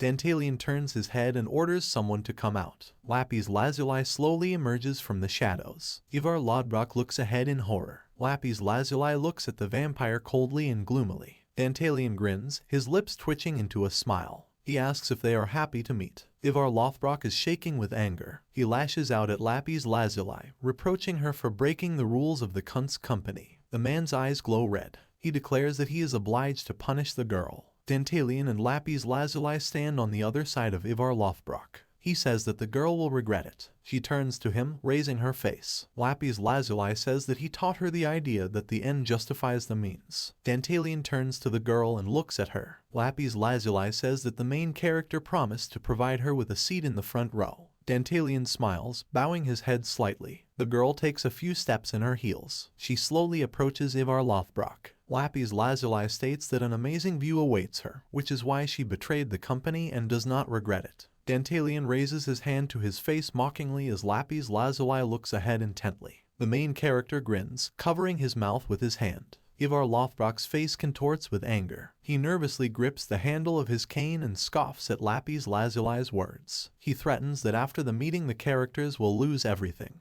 Ivar Lothbrok raises his hand, his figure covered in a purple aura. He says that the black grass will be his main evidence. Dantalian holds his side with one hand and smiles. Ivar Lothbrok's eyes widen. He spreads his arms to the sides and asks what's funny about this. Dantalian raises his eyebrows, looking piercingly at the vampire. He apologizes for being distracted, as he is very worried about Ivar Lothbrok. The old man frowns even deeper, the wrinkles become more noticeable. Dantalian puts his hand in his pocket. He takes out a bunch of white hair and asks if he knows what it is. Ivar Lothbrok looks at the main character in horror and displeasure. Lapis Lazuli looks back at the tuft of hair in Dantalian's hand. She will know what it is. Dantalian lifts them higher, grinning. He says that he worries about the body of Ivar Lothbrok, but not about the one in which he is now, but about the one that is kept far away in the cold northern lands. During these words, Dantalian bares his teeth terribly. A series of snowy mountain ranges are visible. Next you can see an ice cave, where the witch's body is located under the ice. Dantalian says that this is a real body. A girl with blonde hair is seen bending her knees. Dantalian grins, covering his face with his hand, and hints that something might happen to him. Lapis Lazuli frowns and looks at Dantalian in surprise. The cane falls to the ground with a crash. Ivar Lothbrok stretches out his trembling hands. He doesn't understand how the Demon King knows about him. Dantalian solemnly holds a bunch of hair in his hands. He grins, a purple aura visible behind him. He mentally says that it could not be otherwise. He knows the real identity of the old man. The game's starting system window pops up. Dantalian reasons that in the game, Ivar Lothbrok is a vampire princess in love with the main character. In the imagination of the main character, a girl with blonde hair and violet eyes appears. According to the story, the Demon King betrayed her, after which she sealed her real body in an ice coffin so that no one would dare to use her later. A girl is seen in blue shackles. Then there are many different bodies that Ivar Lothbrok took on.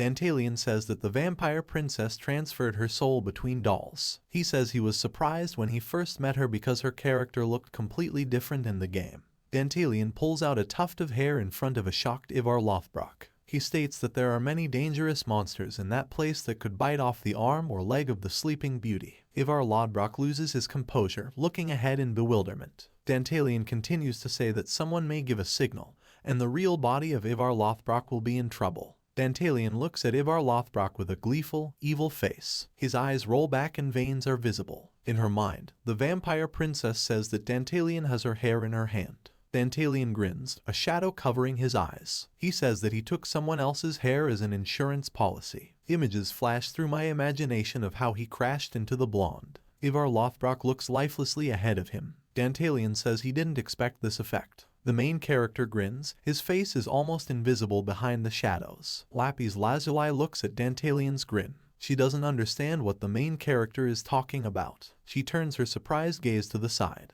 She notices that the gentleman is not bluffing. The moon is covered by clouds that look like smoke. Dantalian states that he will repeat his offer. Ivar Lothbrok's pupils constrict. Dantalian orders him to surrender, his eyes half-lidded. He offers to join him. Ivar Lothbrok steps back, arms outstretched. He is shaking all over, looking at the characters in bewilderment. A laughing figure of Dantalian appears before him in a violet aura. Ivar Lothbrok declares that he will never serve the main character. Ivar Lothbrok is breathing heavily, sweat rolling down his face. A column of purple smoke rises in place of his body. Ivar Lothbrok's body is pierced by an aura and he cries out in despair. Dantalian frowns and looks ahead in confusion. Many rapidly changing whirlwinds envelop the place where Ivar Lothbrok was. Whirlwinds rush towards the main characters. Dantalian shields himself with his hands, frowning. He closes one eye and looks through his fingers. Ivar Lothbrok appears from behind Lapis Lazuli and takes her by the neck. Holding the girl behind his back, he looks menacingly at Dantalian. Ivar Lothbrok's claws slide down Dantalian's neck. The vampire threatens that if the main character takes even a step,